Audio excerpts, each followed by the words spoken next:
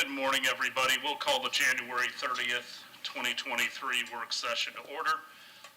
Councilmember Bunker was under the weather and did not want to share, which we appreciate, so we hope to have him back on Thursday. Item 2.1. Present US19 Corridor Visualization and discuss marketing campaign. Good morning, Denise Sanderson, Economic Development and Housing. I'll share with you that I've left my reading glasses at home, so bear with me. Some of us can relate.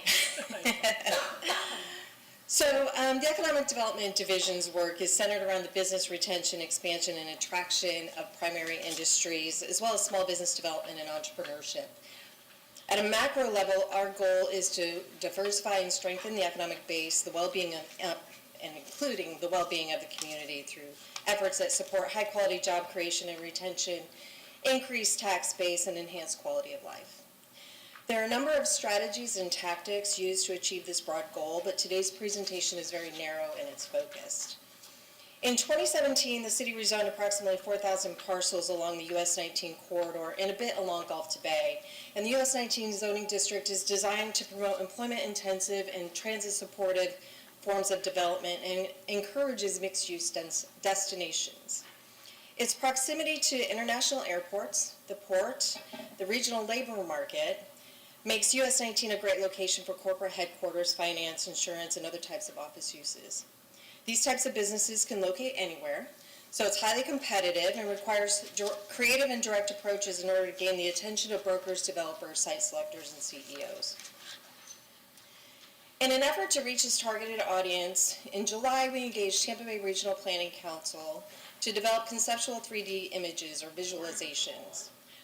In August, we received a grant from Duke Energy for the promotion of US19, and so we amended the contract to create a number of 3D images and videos, each with a specific purpose.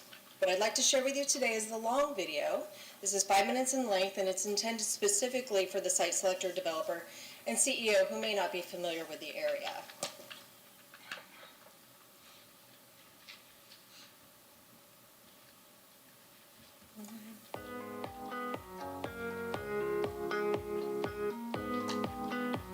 The city of Clearwater, Florida lies along Florida's Gulf Coast and is centrally located within the growing and culturally diverse Tampa Bay region with a well-educated and highly skilled 1.6 million labor force.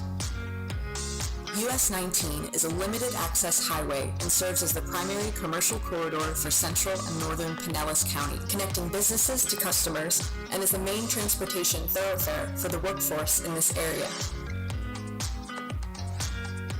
Clearwater is one of the most accessible communities in the region to conduct business due to the US19 corridor's central location. Within a short drive are two international airports, Port Tampa Bay, Florida's largest and most cargo-diverse deepwater port, freight rail, the Gateway Expressway, a new 4-lane elevated roadway, and other interstate, state, and county roadways connecting to 35 million consumers within an 8-hour drive. The Courtney Campbell Causeway is the northernmost bridge across Old Tampa Bay, providing direct access from US19 in Clearwater to Tampa, and is a short 20-minute drive to Tampa International Airport. The City of Clearwater's Centennial Monument welcomes travelers to the city and serves as an eastern gateway to Clearwater. The US19 corridor is comprised of 3 zoning subdistricts, with a development code that allows the greatest number of uses, and flexibility for commercial, multifamily, light manufacturing, research, retail, and healthcare, as well as many other uses. There are a number of sites along the US19 corridor with substantial redevelopment potential and locational advantages that connect businesses to resources and amenities. The US19 corridor's updated zoning district promotes employment-intensive and transit-supportive patterns and intensities of development, and is a prime location for the redevelopment of mixed-use destinations at major cross streets.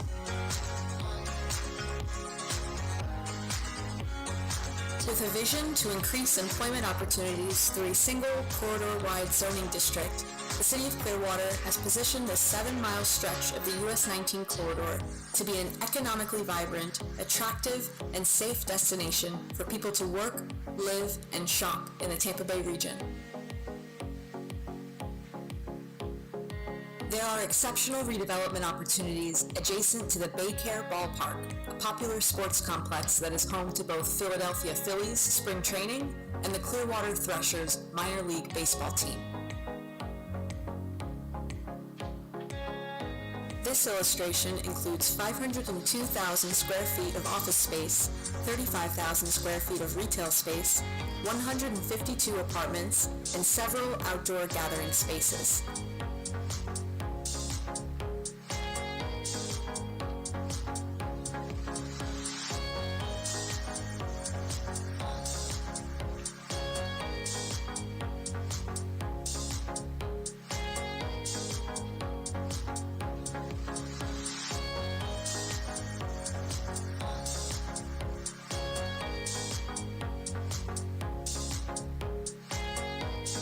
Redevelopment opportunities in the US 19 corridor have unique advantages of surrounding properties, including the Countryside Mall and its anchor department stores, Whole Foods, a movie theater, and many existing restaurants.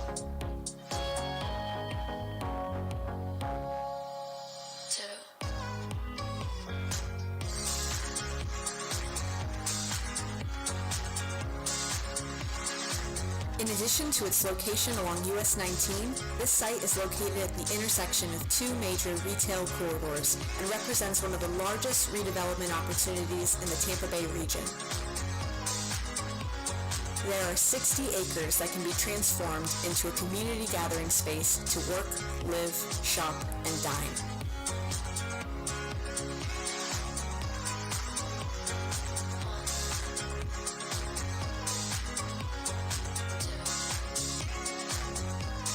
The City of Clearwater is committed to the success of the US 19 corridor as the location for major employment growth. As evidenced by the 4 conceptual illustrations presented, there are substantial redevelopment opportunities to meet the needs of real estate developers, investors, site selectors, and business owners. Contact Phil Kirkpatrick, Business Recruitment and Property Development, to discuss US 19 corridor development opportunities or to schedule a personalized tour.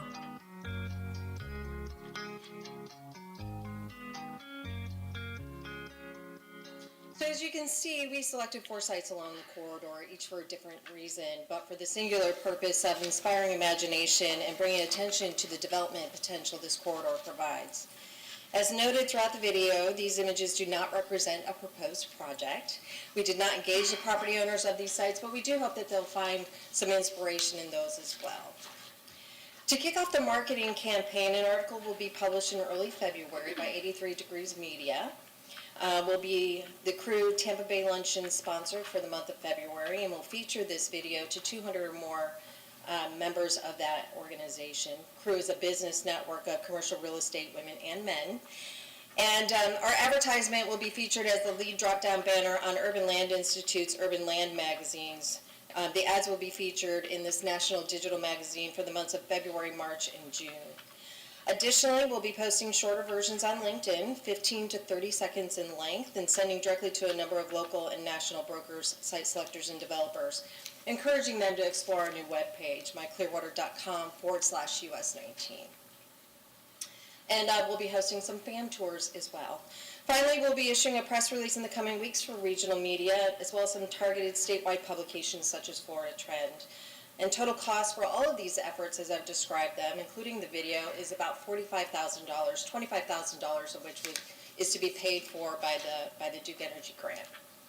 And before I open it up to questions, I'd like to thank Sarah Vitale of Tampa Bay Regional Planning Council, who embraced this project and was committed to the vision. Lauren Matsky for vetting each of the images to ensure consistency with the US 19 Development Code. And I'd also like to take a moment to address the Economic Development team. Audra Aja handles marketing and communications and was project lead on this project and campaign. Stephanie Scalise handles business retention and expansion, small business development, and entrepreneurship. Phil Kirkpatrick handles business recruitment and property redevelopment and worked closely with Audra on the project. And our newest member of the team is Dylan Mayu, who handles real estate sales and marketing. You'll be hearing much more in the coming months, particularly as we move through the budget process, about the creative tactics we hope to use to catalyze real estate development along the corridor and in other areas of our city. Thank you for your indulgence this morning, and I'll be happy to take any questions. Thank you, Ms. Sanderson, and to your entire team. This looks really great. Happy to see us promoting it, because I think we all want to see something change along this corridor. We've talked about it, but hasn't been quite as much interest as I think we're all hoping for. Indeed. So I do think that seeing images like this helps bring home what is otherwise can be a complex code to take a look at. So. Questions? Vice Mayor? I had a question about the Drew Street one that abuts the Baycare Ballpark. Uh-huh. So it's my understanding that that parcel is purchased by the Phillies. So it's already going to be developed. So that's not going to be marketed, correct? The purpose of this entire video is simply to inspire creative thought. Just as the mall concept you've seen there, I'm certain that is not what will be developed there, but really to showcase what can occur throughout the entire park. How it's going to look as it grows. Okay, got it. But I will say, my understanding from talking to Mr. Middleton is just a very small portion of that plaza that was purchased is going to be used for Phillies. They really anticipate doing development there with mixed use. So it could be some version of what we saw. Councilmember Albritton? Yeah, that was, I was going to mention that, and, but you're right. I mean, this is whenever you put pictures with things, picture worth 1,000 words, so I'm glad you've done this. It's very inspiring to me to see that, and I'm sure it'll be out there in the development community where we'll gather interest out there, so good job. Thank you so much. One last. Well, Councilmember Teixeira, and then I'll come back to you. I know that it's conceptual, but do you foresee some kind of repurposing or better utilization of the mall? As times have changed, the needs of the mall are changed as well, so using that property a bit better? Absolutely. So some of you may know the core of the mall is actually in receivership. That doesn't mean the mall is going out of business, but it does perhaps give us an opportunity to work with the management there, and we have been. JLL is the receiver of that, and we've been working with their representative for quite some time. He's familiar with this. He has not yet seen the product of our work, but he's familiar with our efforts out there and is aware that this product was being developed. But I think one of the things that a lot of people don't understand is that mall property has, I believe, 7 owners. Each of the department stores is owned by the department store. That's And then the mall proper, and then the out parcels are owned separately. I mean, it's very complex. It's complicated. Vice Mayor? I was wondering if maybe in June, because you've got this push with all these national and statewide organizations, the marketing campaign, in June, can you give us a report on the analytics of how many views and what are people clicking on or asking about? Absolutely. Okay, great. I think that'd be good. Sanderson, I embrace the US19 plan, and I'm glad that we're going to start advertising it. But we've had development plans for other areas of the city, and sometimes our vision doesn't come to fruition, or the development community doesn't embrace it. At what point do we anticipate, if nothing happens on this corridor, even with all the incentives that there are, do we tweak things? Well, I can't speak for planning and development except to say that there are some code changes coming forward at the next meeting, some amendments to the code that address some specific challenges along US 19 that I think will be very helpful to us. Some of these depictions, in fact, all of these depictions that you saw here are not maximum potential. So at the mall, as a for instance, that's really still very underutilized in terms of its development potential out there. It does not reach maximum height as proposed, or excuse me, as conceived in this. So there's a lot more that could be done, but we recognize that the market is going to drive what is ultimately developed out there in that corridor. Do you have any comment on that, Mr. Dove? Well, I think the comment I would have is that we intentionally drafted the US-19 to be the single most flexible zoning district in the city. So virtually everything that we would allow corporately other than dirty industry can go locate anywhere in the US-19 corridor. So I think the issue for us is that we have an extraordinarily, about as wide a range of use as we could have. We have probably the most intensive FAR in the city outside of downtown. We really probably pushed the limit on the FAR allowability through Forward Pinellas and the county regulatory environment that we work in. So we also designed it to be walk in and get a permit. So if you have this almost undefined list of things that you can do, if you meet the urban design guidelines, you can walk in and get a permit. You don't have to go through a development review process that goes to level 2, for example, in the community development board. So, you know, I think what is complicated about it is that it's a very design-specific criteria, and the reason for that is that we initially designed this in mind to raise the density and intensity but support transit alternatives. So in the very beginning, we talked about working with PSTA and the trolley to even have a circulator system along US 19.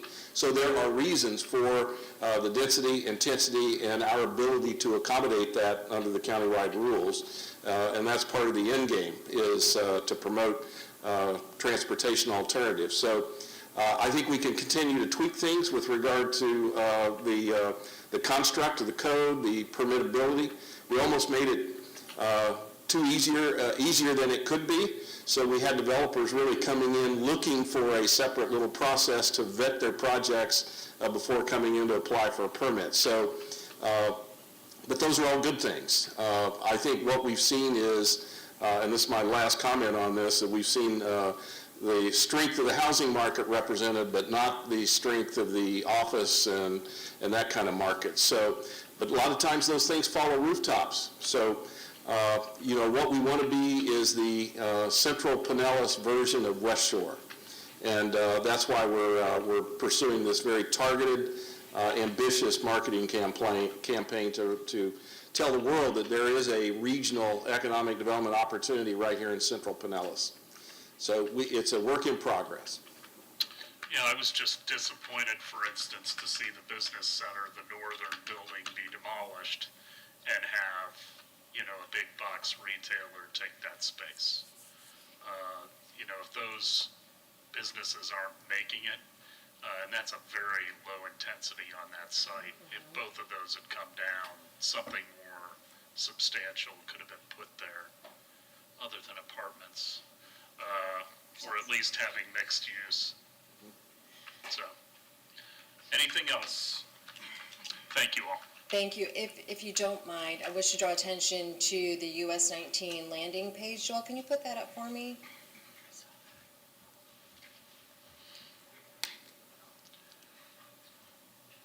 So on this landing page, you will find these images with sliders. These are great examples for to showcase these properties. There's a lot of this information, and certainly we'll be using all of our marketing to drive attention back to this website and the various videos and images. I just wanted to mention that. Thank you so much. Great, thank you. Item 3.1. Right-of-way tree inventory presentation.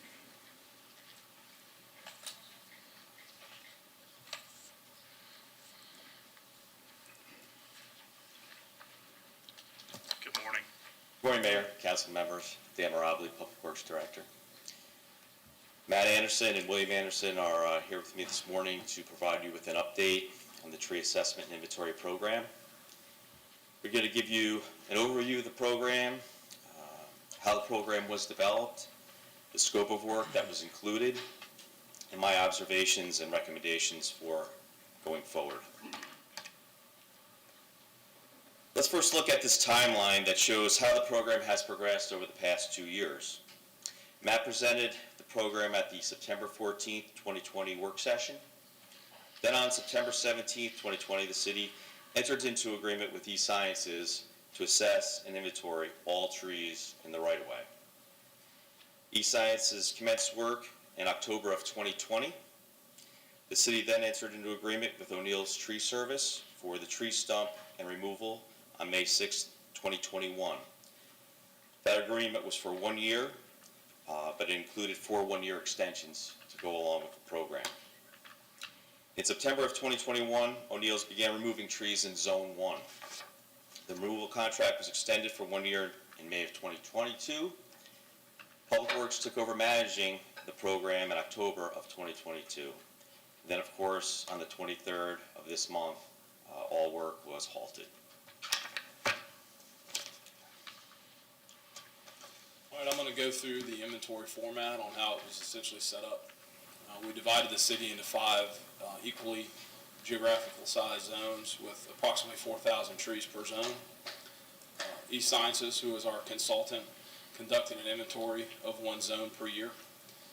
IT developed the database which the information was compiled in based on all the tree ratings, sizes, species. Each inventory tree received a blue tag. That blue tag is essentially the tree's serial number, so it's easy to coincide with the data in the inventory to the tree in the field. And then the tag information can be looked up on our website at myclearwater.com/trees. This is an overview of the 5 zones. You'll see Zone 1 is where they started. They worked into portions of Zone 2 when it was halted. The thought behind this was they'd start in Zone 1, they'd inventory a zone per year, and then in year 6, a new contractor or the same, depending on how it worked out, would go back to Zone 1, because essentially a tree inventory is only good for 5 years or a major hurricane. So that was why we did it in 5, so that year 6 you'd start back in Zone 1 to keep the information up to date. We only assessed trees in the right-of-way. We estimated there was 20,000 trees in the right-of-way. That was based off data from previous inventories. Breaking the city into 5 zones, as I said, allowed each zone to be inventoried, and then on year 6 go back and start over again. Doing the inventory of approximately 4,000 trees per zone allowed the tree removal contractor to be effective in removing potentially hazardous or invasive species that were identified by the inventory for removal. We made the inventory format simpler and easier for anybody to pick up and look at. In the past, there was so much data, it was almost impossible to sort through it all. Different codes, different acronyms were used and things like that. So doing it this way, it made it a lot more easy for any user. If the tree was rated below a 3, the tree may be subject to removal.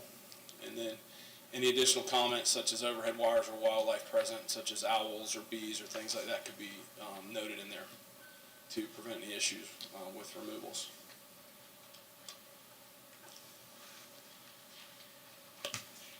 So as Matt mentioned, Zone 1 was the only zone that eSciences fully completed the assessment inventory in. The majority of Zone 2 has been completed, but they still have some trees left to inspect there. This portion of the program, as well as the removal, has been put on pause. Trees have only been removed in Zone 1. This slide shows the overall numbers of trees rated 0 and 1 and the number of trees removed. So as you can see, a total of 14 zeros have been removed or were rated, and a total of 399 rated a 1. And this is just in Zone 1. 9 trees were removed between September 21st and October 22nd. That were rated zeros. 171 were removed that were rated a 1. From 10/22 to present, 5 trees that were rated 0 removed, and 77 trees removed that were rated a 1. This is where it starts to get a little concerning for me. If there are 4,000 trees per zone, as Matt said, then these numbers would represent approximately 10% of the trees in Zone 1. When you factor in trees rated 2, that could bring these numbers to greater than 20% of trees in Zone 1 that may be subject for removal. When I see these types of numbers, the first thing that comes to mind is, why do we have so many trees rated so poorly? Right? After doing some digging, talking to staff that have been with the city for quite some time, it's actually a relatively simple reason, and it's my first observation. Our forestry crew has not been sufficiently staffed for approximately 14 years. Somewhere around 2008, 2009, during the recession, the forestry crew was cut from 3 full crews to 1 crew, and the urban forester position was eliminated. We currently have 6 crew members and 1 supervisor. When I was Commissioner of General Services for the City of Albany, which is a similar but smaller sized city, we had a 15 crew member, including our urban forester and a supervisor. With those types of reductions during the recession, a contractor should have been brought in to assist the forestry crew with pruning and maintenance. In many instances, defects in trees can be pruned out, which will extend the life of a tree. That is why proper maintenance is necessary. The urban forester position that was cut is essential to the operation, because that position should be completing the assessment and inventory, providing oversight to the crew and contractors, meeting with and educating residents, and managing other tree-related programs. Our staffing numbers in forestry have not been sufficient for an extended period, which is how we landed here with these poor number ratings. Another observation is that eSciences is not providing enough information. I would like more details, such as why a tree is rated a 1. Is it diseased, decaying? Is it invasive? And does it pose an imminent threat, which means it should come down immediately. We do not have that information currently for any of the trees that have been rated. That's a concern. There was little to no public outreach for the program. When I became aware of this, I immediately had the GIS link for the inventory made public facing so residents could see the rating of trees in their neighborhood. But as I previously stated, there's very little detail that eScience is collecting. So the link is limited to tree species, diameter, and rating. Also, public communications has been putting out notifications explaining the program in detail. Resident notification needs to be improved. Currently, residents are notified approximately 48 hours prior to removal. Residents receive a door hanger saying the tree will be removed because it's rated a 1. Once again, there needs to be more detail. The blue tags that Matt mentioned that are being put on the trees after eScience inspects them are confusing residents. The tag simply means that the tree has been assessed and inventoried, not that it will be removed. That needs to be communicated to residents. We have been including that information in our recent public notifications as well. When I started with the city, I was shocked to learn that the city did not have a right-of-way tree planting program. Like most cities, we have issues with tree and infrastructure conflicts. We're not unique. But that is not an acceptable reason to not plant trees in the right-of-way. We need to do better than that. Trees are a vital part of the ecosystem and provide shade and other environmental benefits, such as cleaning the air, conserving soil and water, moderating temperatures, and bringing nature into our daily lives. It's not a good practice to remove trees in the right-of-way and not have a plan to replace them, especially when you look at the numbers of our poorly rated trees. During strategic planning, I made developing a right-of-way tree planting program a 2023 department goal for Public Works. I would expect that program to be completed and ready to present to the council by September. As you can see from my observations, as you heard from resident complaints, the city has dropped the ball with this program. We can do much better for our residents. To right the ship, I have the following recommendations for developing a viable tree program for the city of Clearwater. Going forward, we need to require eSciences to provide additional information when it comes to assessing and inventorying trees in zones 3, 4, and 5. We are in the process of issuing a bid for tree pruning and maintenance to assist our forestry crew so we can properly maintain our trees. Other than adding the urban forester position back in, I will not be requesting any new FTEs for forestry. I would like to see if we can achieve adequate maintenance with our current crew and a contractor. Have all trees rated a 1 and 2 in zones 1 and 2 reevaluated to include additional detail, as I previously mentioned. Of course, develop a right-of-way tree planting program, which I stated is already in progress. Pause the current program with the exception of trees that pose an imminent threat until we have an acceptable program to present to you folks. Lastly, make sure that Zone 1 is the first area we plant trees once we have a tree planting program. We'll be glad to address any questions. Well, I want to thank you, our city manager, for jumping on top of this and getting to the bottom of it. It's critically important.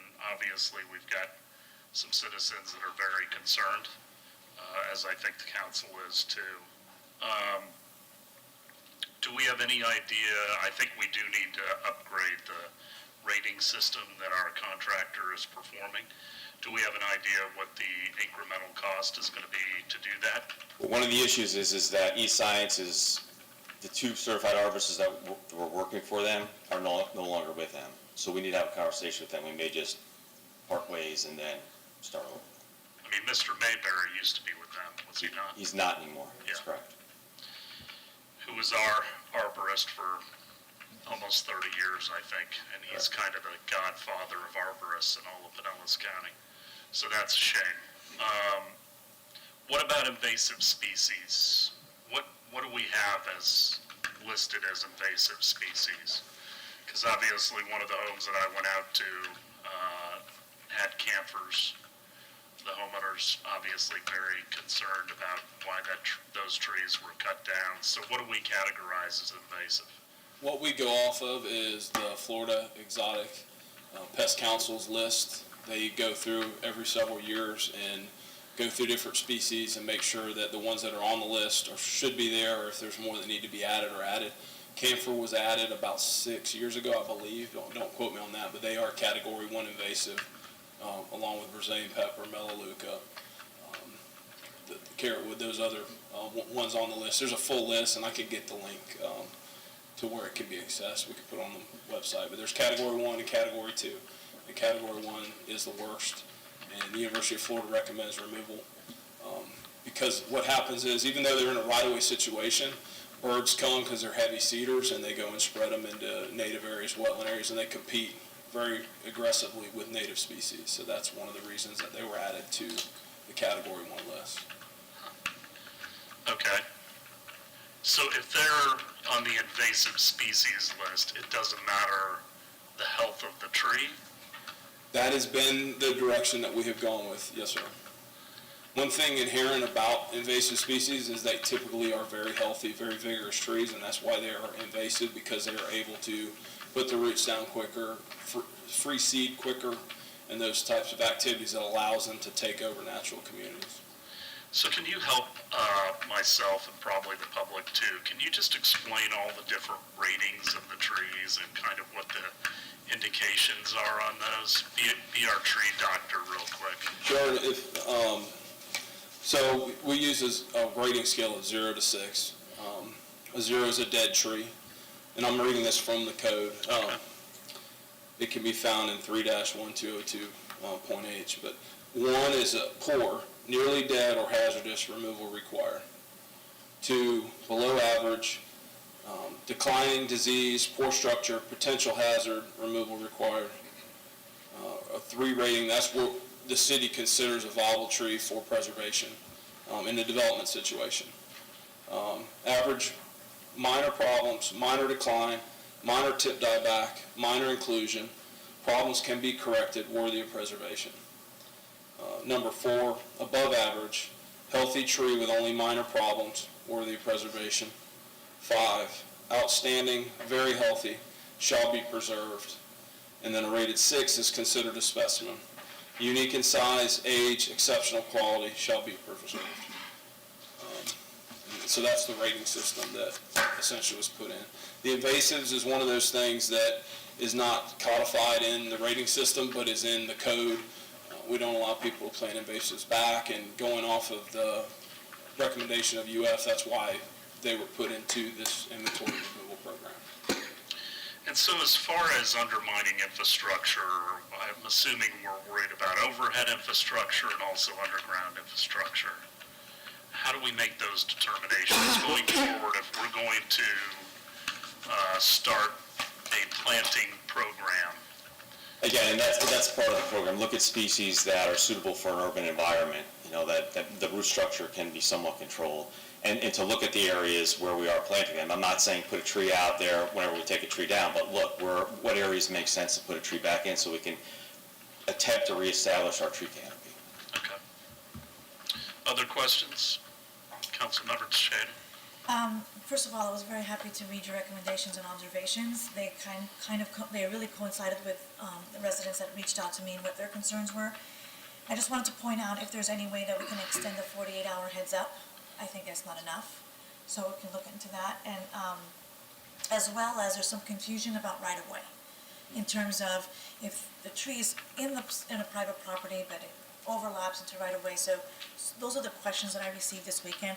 What exactly is right-of-way, and what is considered private property if the tree's technically planted in a private property, but you know what I mean? Sure. We will be including the reevaluation, just that we'll be looking at that notification to the residents, just that will be addressed. As far as right away, again, this is something that we've discussed quite a bit frequently.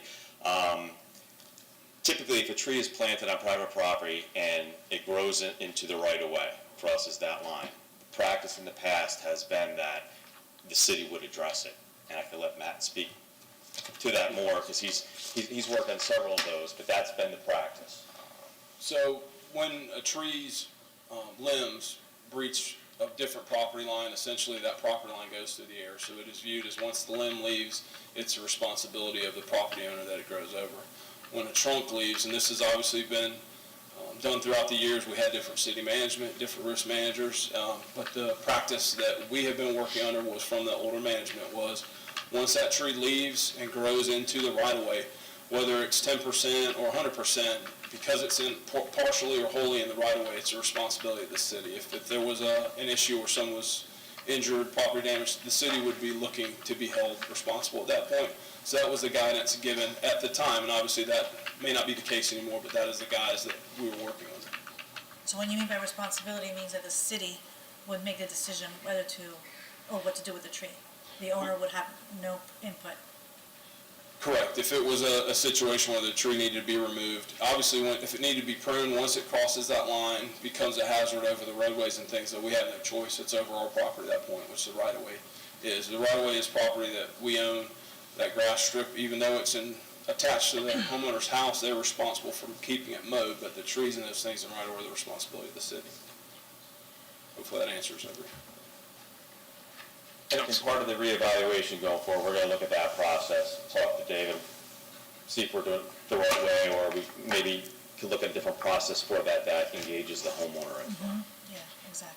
But if the trunk is on the property owner's property and the limbs overhang city right-of-way, are we only going to trim the limbs that are overhanging the public right-of-way, or are we going to keep balance as we trim the trees? That's one of the complaints I live in a very heavily treed neighborhood in Harbor Oaks, which the whole neighborhood is proud of our trees, but one of the complaints we always got about Duke was their contractors would come in, only trim close to their power lines, and then they'd leave the rest of the tree alone. And there's no balance to the way that they trim. Are we going to do it the same way that Duke does, or are we going to do it so that because it's not good to have an unbalanced tree either, is it? There's a point where you can unbalance a tree in theory, but the roots are what typically balances the tree. It's aesthetics typically. I mean, Duke prunes inside their easement because that's again where you own the rear of your property and Duke has an easement. So they have to prune. They've got a requirement. It's a 10-foot halo around the tree. And they passed some laws after the 04 hurricane season to require them. Power goes down because of a tree. I believe it's up to $1 million a day fine to Duke, and that's why they prune that halo the way that they do. Now, typically what we have done when the tree grows out over the right-of-way, we only prune the right-of-way portion, even if the tree is in the right-of-way, because then we get into the issue where you've got limbs growing over people's houses, and we're having to go on private property to prune trees. And that, once that limb leaves the right-of-way onto that property, it is technically the responsibility of the homeowner. Councilmember Albrecht. Yeah, when this issue came up, we've been talking about this a long time. It goes back, I can remember several years ago, a subdivision that was very upset when Clearwater came in and just started cutting all their trees in the right-of-way. And then we got barraged with emails like, what's going on? So I'm glad we put this program in place, but I'm going to tell you 48 hours isn't enough. And you got to be very redundant on this. You can't just put a tag on the door. We need to find a way, first of all, to give them more time to people and make sure they get, if you've got to cut down something in their yard or near their yard, that they understand that that's going to happen. I did get on and look at the map that I was really impressed with it about the different zones, and every tree is in there. And the trees that are going to be removed have a red X. And at least on my computer, if you're not like zoomed down exactly over that tree, the canopies cover up the red X's. So find a way that you can make those red X's, when you're looking at things, you don't have to go down to right on top of the tree to see it. And everybody's concerned about the tree replacement, which you just mentioned. I'm glad you're going to talk about that. And then, the planting program should take into effect what kind of tree is going to be planted there and how much right-of-way there is, because we don't want to get in the same thing 10 years down the road where the sidewalks are buckling, and then, and that's been our big issue, is safety. And we've got to let the public know that. So the more you can tell the public about our program, it makes sense when you guys talk about it, but when you go out and just cut a tree down, everybody freaks out and says, what's going on? So the more you can educate the public, the better. Vice Mayor. Thank you. Well, thanks for that presentation. So I do have a number of questions. I'll just say that my history is I raised my family on a piece of property. It was like a quarter-acre curve, and we had about 12 mature oaks that were well over 150 years old. We had one that fell and punctured the roof because we had a mini tornado, and we also had roto-rooters come every now and then to clean out sewer stuff where roots would grow in. So I'm familiar. I'm also would do anything to save a tree. So I have a couple of questions. Number one, how long do you anticipate that this pause will last before you gear back up? Like 6 weeks, a couple months? No, I think it's going to be several months. As I said, the tree planting program itself was scheduled to be completed by September. I'm going to try and expedite that, but there's the concern, obviously, with e-sciences. Do we need to go back out? Do we need to bring somebody else in? So I would say it's on pause for at least 3 to 4 months. Okay, great. Here's a suggestion. So I had a meeting with some homeowners, and there were about 25 or so in a living room, and had all sorts of different perspectives and suggestions. What about when a tree is rated at a 0 is dead, so there's no arguing with dead, so 1 or 2. If you say, if it's a certain diameter, let's say it's 10 to 15 inches, I'm just starting with something. If it's 10 to 15 inches, you're required to make verbal contact with that owner to explain why that tree is rated the way it is and to prove the way it is rated that way with an expected removal. And then perhaps you give that owner 60 to 90 days to get a second opinion at his or her expense, if they want to get a second opinion. So those were some of the things that were talked about in this meeting. The other thing is, could we allow a homeowner to remediate the problem, pay to do the trimming to make it safe?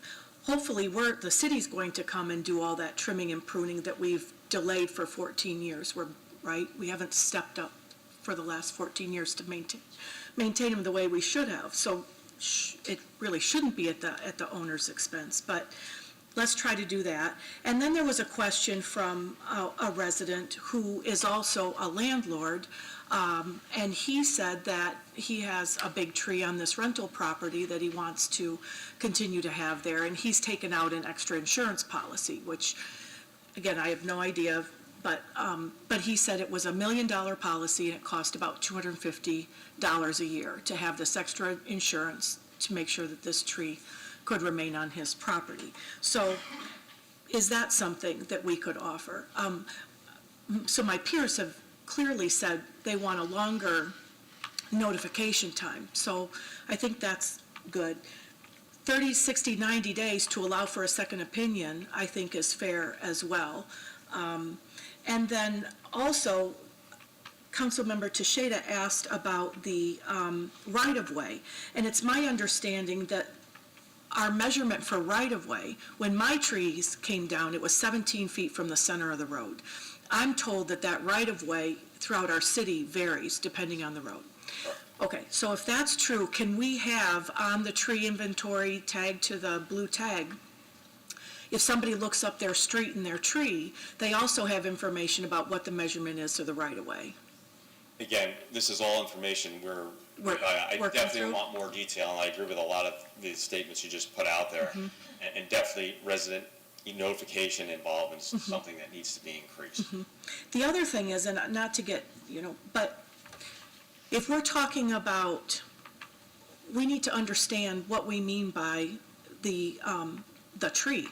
Is it the trunk?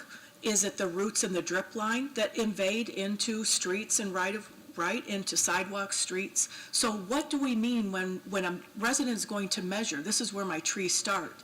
Is it buckling roots that are visible? Is it the trunk? Because truly it can be that drip line, right? When you fertilize and treat, my parents treated a pin oak and they had to put stakes in the ground around the drip line to try to nurse it along. So what do we mean by where the tree starts?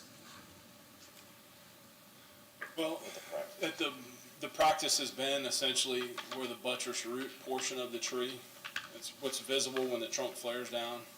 That's typically where we start considering that tree on the right of way. Because obviously you can have roots on a 15-inch tree up to 150 feet. They go as far as they go until they hit an obstruction, whether it be asphalt road base, a house, or whatever that case may be. So we don't count the roots because they go way beyond the drip line.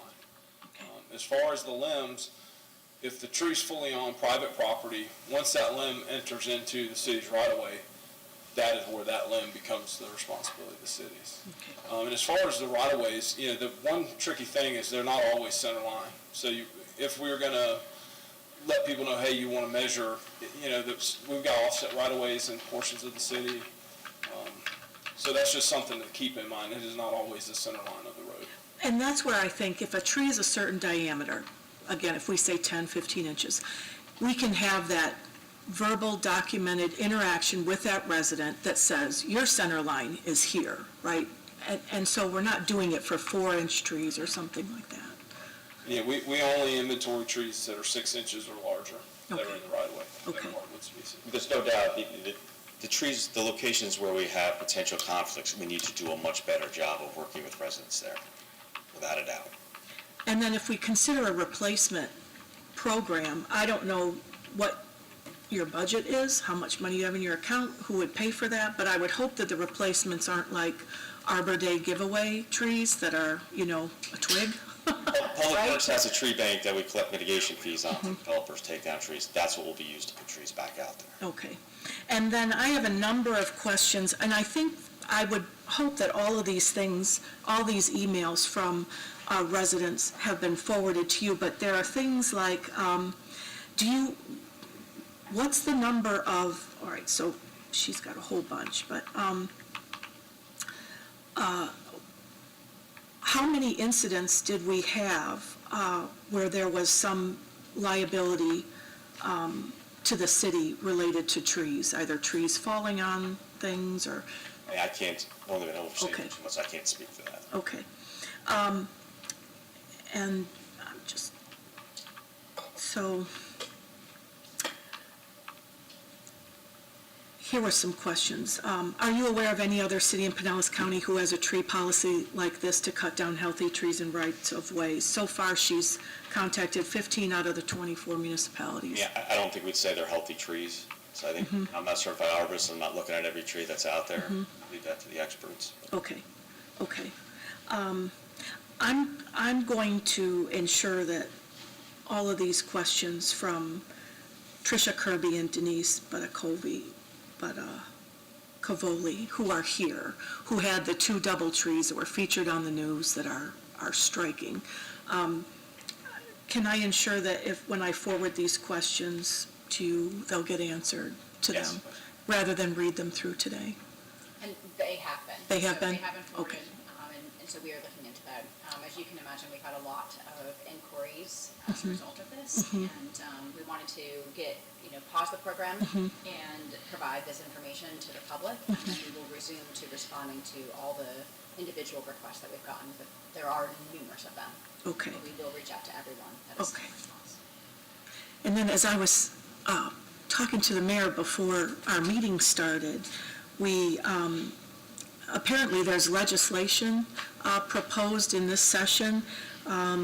It's Senate Bill 108 by Senator Rodriguez and House Bill 55 by Representative Garcia provides that the prohibition against the removal, cutting, marring, defacing, or destruction of trees or other vegetation in certain rights-of-way does not apply if the Department of Transportation suspends this prohibition due to a natural disaster or state of emergency. So it's interesting that this kind of, legislation and/or preemption is being discussed during session. Are you guys following that at all? I am not, I'm sure. Okay. I have it flagged as one that I'm following. Yeah, okay, good. Thank you for answering those questions. Thank you, gentlemen. Thank you, Mayor. We look forward to the details of how we're going to deal with this going forward. Thank you. And Ms. Blair, thank you for you also getting on top of this. All right, item 3.2. Approve a joint project agreement with Pinellas County for the Lakeview Road at Keene Road drainage and intersection improvements.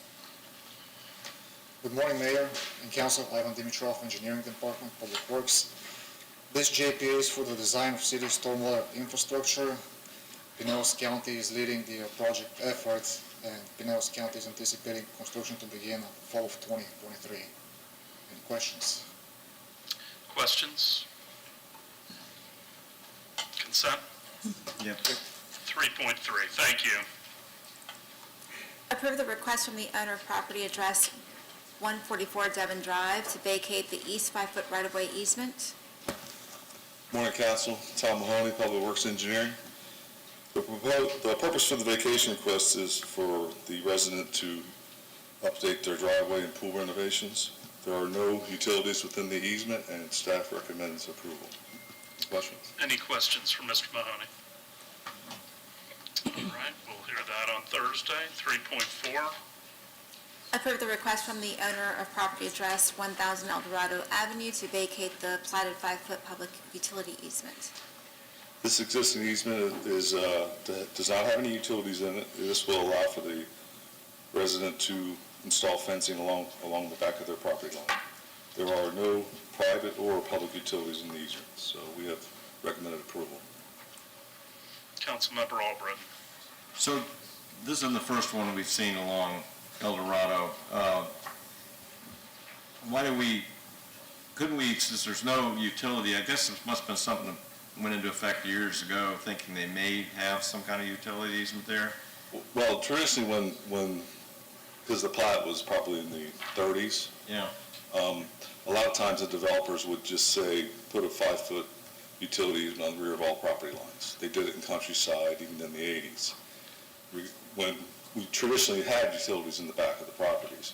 Now everything has moved to the right-of-ways, and the easements really have no purpose. But in order to vacate them, because they were dedicated by plat to the public, they have to be vacated by this process. So You couldn't do a sweep like with several properties and just say all these that don't have utilities and do it in one motion? we could. There have been times when we went back and used easements in the past that were not being currently used, if we're rerouting water lines or different utilities. There are times when we do look at each one independently to make sure that there's not going to be a future purpose. So we could do a large sweep and vacate a lot of these easements? Most of, I mean, the ones I've all seen are west of the Coastal construction? well, yeah, well, not even that, there's a seawall there, and they're in the sand, you know, they're out in the beach area, so. Yeah, particularly along that Eldorado Eldorado. stretch, it's that way, and that's the Mandalay subdivision. We could address that. Well, once we start to vacate some, then we couldn't run utilities along the back of them anyway, right? Correct, that would be accurate. You have anything on this, Mr. Mirabile? No, I think I would be okay in concept if it's a policy decision to do it as a sweep. What was coming to my mind is whether we would still comply with single subject rule for purposes of the ordinance. But I think I'd be okay with that, because if we're talking about a single subject of unneeded utility easements, it wouldn't necessarily have to be every single easement at once. But if Mr. Mahoney identifies a batch of several at a time, I think I would be okay with that if that's the direction the council and staff want to go. Any other questions? All right, 3.5. Approve the request from the owner of property address 1185 Court Street to vacate the platted 30-foot public ingress, egress easement. This purpose of this vacation is allow for the redevelopment of the site. They're going to be primarily putting landscaping and site improvements on this location. There are no utilities, nor do we need any ingress, egress to that site, and city staff has reviewed and recommends approval of this vacation. This is the old Jeff's Jeep. It is. It's going to be a major improvement from today's standards. What's it going to be? It's going to be a skincare facility, So are they going to demo the building? I think they're going to rehab the building, but the parking lot and the facade, everything will be updated. And obviously landscape improvements based on today's codes. Any questions? 3.6. Accept an ingress, egress utility easement from Enchantment LLC. This is for the city to maintain their utilities within the newly developed site at JW Marriott on the beach, and we recommend approval. Any questions? Any questions? All right, 3.7. Approve an interlocal agreement providing control of an illicit discharges to the stormwater system within Pinellas County and authorize the appropriate officials to execute same. Good morning, Mayor, council members. I'm Sarah Kessler, Lead Environmental Specialist in the Public Works Department. So this agenda item is for an interlocal agreement that outlines the cooperation with other communities in Pinellas County as related to illicit discharges into our stormwater system. All the other communities that are part of this agreement are also part of our MS4, our stormwater permit. So we're already working with them on other things, and there's no money tied to this interlocal agreement. Any questions? Consent? 4.1. Accept a gas utility easement from Tarpon Square Associates.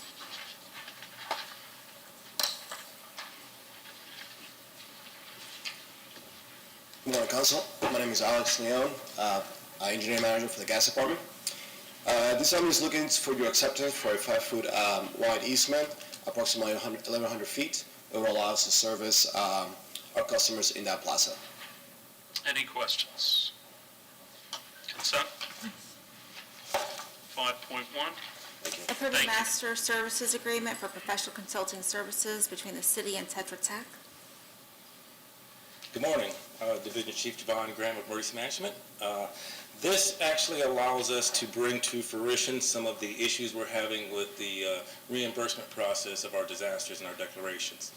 Historically speaking, we always have a hard time getting our reimbursements, usually due to the complicated nature of dealing with FEMA, the federal government, and everything that's involved. We still are fighting for some of our past declarations, like your Irmas, your Tropical Storm Debbies, and your Hermines, close to about $1.4, $1.5 million because they're caught in that process.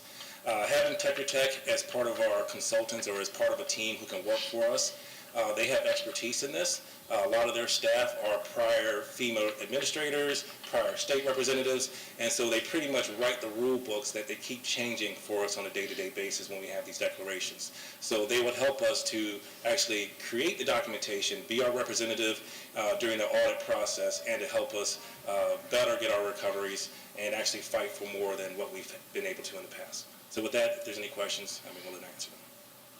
Questions for Deputy Chief Graham? So how long do we anticipate until we get, Irma, for heaven's sakes? Yeah. So their process is so complicated. During Irma, I went through no less than 10 different representatives from Irma. And every time I got a new rep, they would purge their information, and we would have to work to get all this documentation back. And then once it gets to the federal level, there's another 8 more reviewers, and each one of them have the possibility of kicking it back. And so I've got at least 9 projects from dealing with Jay and all our departments that are sitting in a closeout process that I'm constantly trying to fight and get. But again, it's based on their timeline when we get all of it. So we have a pretty good coffers, for lack of a better term, but we're still trying to pull and get them, and they like to incrementally give us the funds. That's 5.5 years. Yes. That's a lot of interest. Well, and again, we have the legacies like Tropical Storm Debbie, which is about $40,000 for that. Hermine was another $300,000 for that we're still trying to recover. And at first, like I said, the process of what they do is they de-obligate it, and they say, well, you're not qualified, and then they'll re-look at it and say, oh, now you're qualified for a certain percentage of it. And so we're trying to avoid all that and get it up in front with those who can help with it. Councilmember Albritton? So what kind of a, what do they charge on a percentage basis? So they have fees, and the fees were attached in this attachment. However, the good thing for them is all their fees, or at least 75% of it, is FEMA reimbursable. So everything that they go through, which is to their benefit as well, becomes direct administrative costs. So they come in from the very beginning. They help take some of that legwork because emergency management is a team of 2 to a degree, and so they kind of finalize and fine-tune that so we can capture, like I said, majority of their fees are reimbursable. And there's no cost up until they're actually activated. No brainer. Consent? Yes. 6.1. Approve entering into Phase 2 and a First Amendment of the Professional Services Agreement with the Superlative Group. Morning, Mayor and Council. Chris Cook, Senior Manager, Parks and Recreation.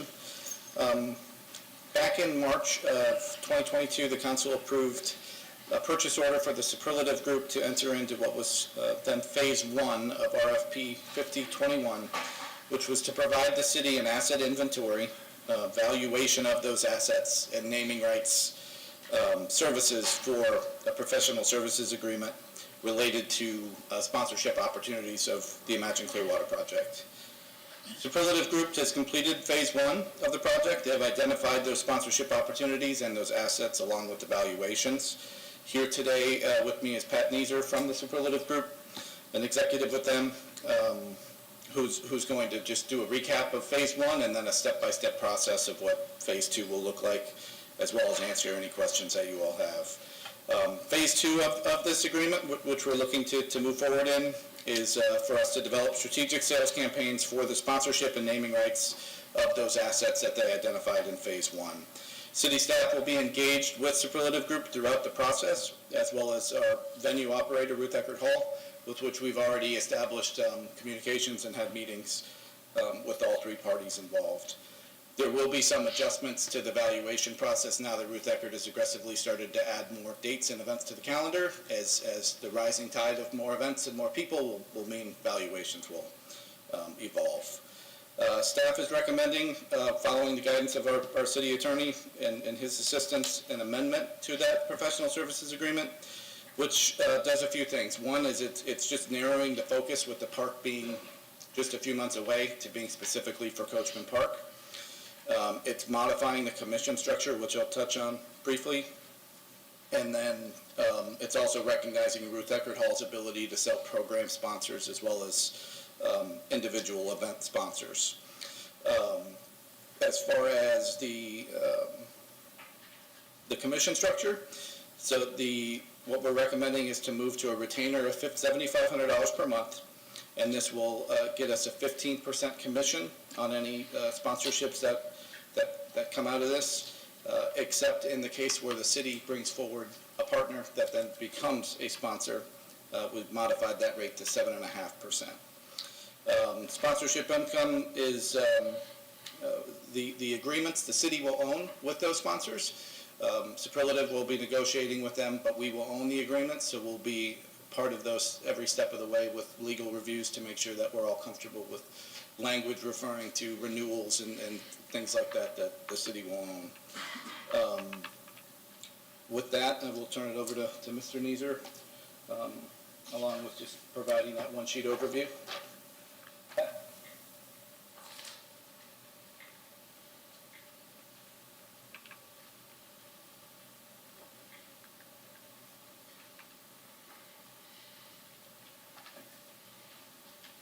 Thank you, Chris. Good morning, Mayor and Council. Thank you for your time today and for allowing me to answer any questions related to this exciting engagement. What we've put together here is just a brief summary of what that Phase 2 revenue generating process would entail. I think that what's important to recognize is that our process builds in several opportunities for city approvals. That begins before any outreach to any potential corporate sponsors would begin. So that would result in the superlative group developing a initial prospect list that would be reviewed by city staff, and we would discuss any companies that should be removed from that list or any history or background that we should be aware of before that outreach begins. That outreach would then begin by letters being mailed to various executives with appropriate companies in the region that would be tasteful and beneficial to the city and its residents by sponsoring these assets. We would then follow up with phone calls, emails, things of that nature to organize initial fact-finding meetings. During those meetings, we learn about the priorities of that particular corporate entity and what they would want to accomplish in a partnership or a naming right with the city. Once we've done that, we would then invite the city and Ruth Eckerd Hall to be a part of the next step when we're beginning to formulate customized proposals for those entities where we would be maximizing revenue for the city in that contract. And then following that process, usually there are a couple iterations of proposals that can occur for further customization with input from that partner. So we would again make sure that the city and Ruth Eckerd Hall are comfortable with the assets that are included, and we would then move to a term sheet and then subsequently an agreement that the city would execute with that particular partner. So I'll pause for any questions about that process. Questions? Vice Mayor. So I just want to back up just a little bit. We're being asked to approve the $90,000 today, right? You guys have been paid $69,000 for Phase 1, correct? Phase 1 is completed, and what we're asking for is approval to move to Phase 2. And a little history for why we did them in two phases instead of including together is we didn't want to guarantee that somebody would have both phases to it, so that they're building valuations more on a kind of a low-hanging fruit mentality. So if we were to decide to, months from now, superlative's not delivering and we're to go out or find someone else, or if we would have chosen someone else for this, we'd have data to be able to support that anything that comes in is following those metrics. Okay. I wanted to know, do we have an expected target number of how many sponsorships we're looking at? Naming rights? Yes, so specifically as it relates to naming rights, we would target a handful of naming rights opportunities. In addition to those, there would be category partnerships that would not necessarily entitle anyone to a naming right to an asset. So it would allow them to still interface with the audiences that would be coming into the park, but not necessarily name something. Okay, so when we paid $69,000 for that inventory of assets for potential naming rights, and now we're getting down to you have a target of a handful? Just from a naming rights perspective, I would say that our target is to really develop as many tasteful partnerships as we possibly can. I think that limiting that within the park, you can probably achieve 10 to 15 tasteful partnerships that would be within the park itself. Okay. And you use the word tasteful, so I was wondering who's involved in giving you guidance about what would be off the table for naming, being associated with, and what's the timeline for that? The city would be approving any assets and what is included in those packages. So before a proposal would go to a particular entity, we would make sure that that's vetted so that there isn't anything included that wouldn't work well for the city. And as it relates to the timeline, we want to begin as soon as possible. That process takes several months, and it depends on what the particular partnership is. Sometimes naming rights that are multi-decades can take a little bit longer than a few months. To negotiate, right? It can take some time, yes. But, there are smooth processes that can happen very quickly for things like a beverage contract or something like that. So our goal is to generate as much revenue as possible for as long as possible for the city so that you can utilize those funds however, makes the most sense for the city and operating the venues. If I can add into that Pat had mentioned this, but we'll have the opportunity before an outreach is even made to say if there's a company that we're not comfortable with, so we don't have that awkwardness of finding out after engagement has happened. Or a category of business or something. So are you thinking maybe March to send out those letters, by the end of February or March? Letters of... Yes, or sooner if possible, and we can, of course, do those in waves, right, so that we're getting that outreach into the market as quickly as we can, understanding that construction's moving along nicely. Good. There's a paragraph in here, superlative will be paid a retainer of $7,500 per month as well as receive 15% commission. So I was wondering, $7,500 per month until when? For how long? Yeah, so I believe it would be a year-long agreement, and then we would come back and evaluate if we wanted to continue that any longer. Okay. And they receive a 15% commission on sale. Is that for the entire value of the contract, like for 5 years? If it's a 5-year naming right, is that you get 5 years worth of, or just securing it for the first year? It's for the term of the agreement. Okay. And that revenue needs to be paid to the city before our commission is paid. So it's not a situation where the city would need to pay up front and then there's a delay on the sponsor side for some particular reason. Okay. And then there's that weird kind of part where the city can only get credit for 3 sponsors they have identified. I just wondered, how does that work? I mean, can you talk about how it's worked in another city where a city has brought forth a sponsor, and if we bring forth 5 of them and we only get credit for 3, we want the highest value credit, right? I mean, I would. Sure, of course.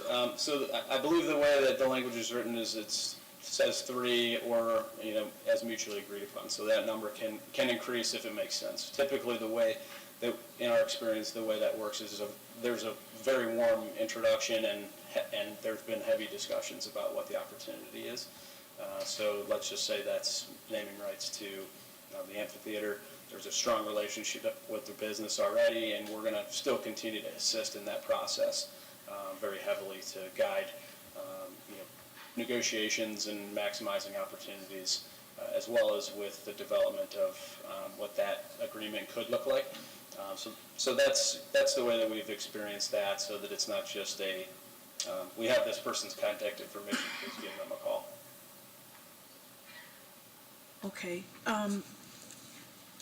You made a statement at the beginning about we're going to be narrowed and focused just on Coachman Park with the grand opening coming up soon.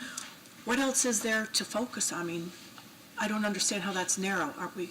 Yeah, no, maybe narrow wasn't the right word, but over our entire department, there are assets that are available for the future to look at. If Superlative does a great job, which we anticipate, we could look in the future to broaden that to look at any athletic fields or any other sponsorable assets across the department. Okay. And then I just had a question about this negotiating and completing agreements. There's a statement that says Superlative will assist in any way that is comfortable for Coachman Park. Superlatives executives can be the upfront negotiator or advise Coachman Park stakeholders depending on your desire and needs. But it's not à la carte, right? If we want you to negotiate, we don't pay extra for it. This is part of the contract, correct? That's correct. Okay. And so why wouldn't we use you, right? That's what. I would recommend it, absolutely. Well, we may, though, it may be in conjunction with the city attorney's office, because superlative may Absolutely. not understand all of our charter restrictions and other things like that. Absolutely. Okay.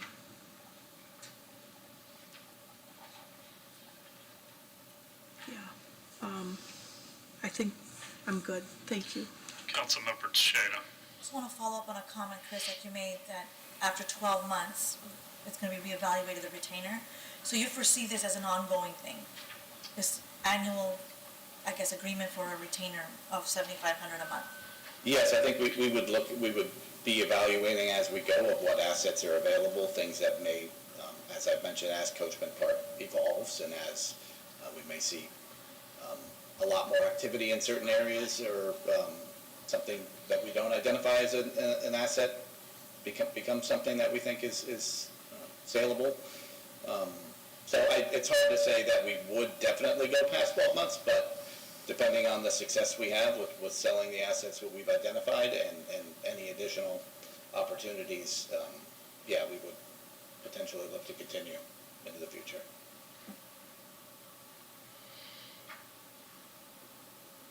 I'm not really wild about this contract, I have to say. Why do you need a retainer?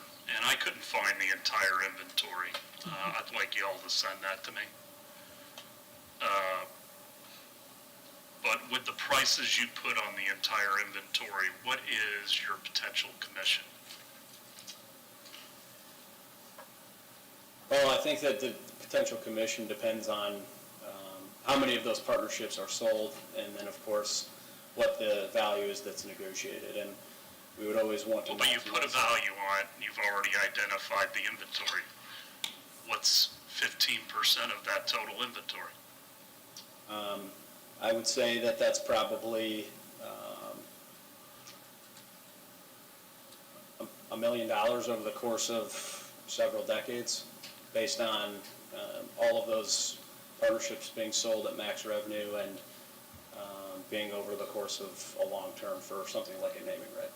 So you're getting those commissions, we will be paying those to you over the life of the contract?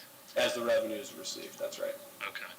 So if somebody had the naming rights and they wanted to terminate the contract, we only pay you as the revenue comes in? That's right. So going back again, I mean, that we would reevaluate this. I mean, how long do you think it's going to take to actually sell all these opportunities? And it's the retainer, I think, that really bothers me. If you're as good as you think you are, and you're going to be getting these commissions, then why do you need a retainer? Yeah, so we have overhead of staff that would be involved in the project. And we do anticipate that 12 months will result in several of these partnerships and naming rights being sold. But it does take time, right? That's time where we need to be able to have our staff working on the engagement. And then the revenue that's produced is going to result in the commission that's paid after that period of time. And I guess, when I think about, I know of two organizations that may have interest, and, if I bring those to the table, you're still getting a commission reduced, but you're still getting it. I find that a little bit troubling. I understand if, we are the ones that find the main naming opportunity, that eliminates a lot of potential revenue, but it still concerns me. Now, a statement that you made, Chris, is that, with what Ruth Eckerd Hall is starting to book, and that we see this pipeline of shows, that the value may actually be going up. if that's the case, why wouldn't we wait a year or two until the amphitheater is more stabilized, and then the valuations may be that much higher? To my statement on that, when it was originally done was before the Ruth Eckerd Hall contract was made, so we're a lot farther along now knowing what we know now than in March when we were looking at phase one. So that was just a statement to say it's evolving and, valuations will change. So to your point, in a year it will likely change, and some of the conversations we've had have been some of the leverage you have at the beginning of opening something. There's a lot of excitement in the marketplace that can help. You can capitalize on that excitement that people have about something new and being the first person to be on it. So to your point, it doesn't mean we couldn't wait a year or do it now, but by executing this now, we have the opportunity to see if something comes in, somebody wants to be first, somebody would pay more for that opportunity, we could make that decision. And another part to something you said earlier too is, with somebody we may bring to them, we're trusting with their experience that 7.5% they would help us make that up over the course of time by their strength in negotiating and previous experience with other similar contracts. And I just wanted to add, if you don't mind, there is an extra demand and excitement when a new venue is going to be opening. We have looked at different scenarios based on how much activity would be occurring at the amphitheater as an example. So we have looked at how excitement is occurring and what kind of number of shows are being booked to account for that in value. We also include an escalator over the course of that contract so that the value is keeping up over time. And that also accounts for other factors, of course. But we do want to, we're incentivized to maximize with the city. So, we do believe moving forward now with the excitement of the new venue opening can be capitalized on. So in the other venues that you've worked with over the years, have you ever been terminated? No, we've worked with all of our clients in, a strong capacity. We, so nobody's ever canceled your contract? I think the only instances of that is if a project is canceled or there's no need for our services, or we've sold everything and there's no reason to continue, so that we can terminate that retainer because we've sold our inventory and there isn't a need for any further services. So some projects, there have been naming rights that are in perpetuity versus others that are over a fixed period of time. Yep. What is your philosophy on that? Our philosophy as a firm is to have a term on those, and the reason is if something's in perpetuity, it's difficult to capture revenue later, especially when there's a need for a large improvement to let's use a facility as an example, a new roof, a new substantial renovations that are necessary. And being able to take that back to market with a major renovation project can allow for new revenue streams to be had. I also, if you think about this more in the philanthropic lens, it's difficult to ask a family who's already paid for, or a family office or a foundation that's already paid for naming rights to something, to then do it again, a decade, 2 decades later. No, I understand that. I've been intimately involved with that process. Yeah. But if the price tag is high enough, the future value of that amount can offset if it's large enough. Sure, I think looking at the cash load, if it's a front-loaded gift or something like that, or a front-loaded payment from a sponsor, it's something to consider, and making sure that it is something that can be potentially opened back up for for marketing to the marketplace after some sort of thing happens, like a major renovation is necessary or something like that, can build in some protections. But if it's perpetuity, it's perpetuity. Sometimes that's challenging to kind of reel back in, a scenario where it's been given for the rest of the useful life of the venue, as an example. Well, but what are you anticipating the naming rights for the amphitheater? I would anticipate that'd be a termed naming right. I know. On an annual basis, what's your best guess? If I had the inventory in front of me, what did you put on that? Yeah, we would start at the high end of that range, and I'm happy to, speak to that if you'd like. Which was what? $350,000 in the first year with an escalator Okay. over the course of 25 years. So if somebody came with $10 million to name it in perpetuity, and you assumed an internal rate of return of 4%, that exceeds what you're contemplating today. Correct. We would need to look at that and discuss that with everyone involved and decide if that makes sense. And also, is there an opportunity to still have it be termed, and what that term looks like and can also be negotiated. Have you talked, Chris, internally about what our expectations are, and if superlative doesn't meet those expectations, how we would terminate?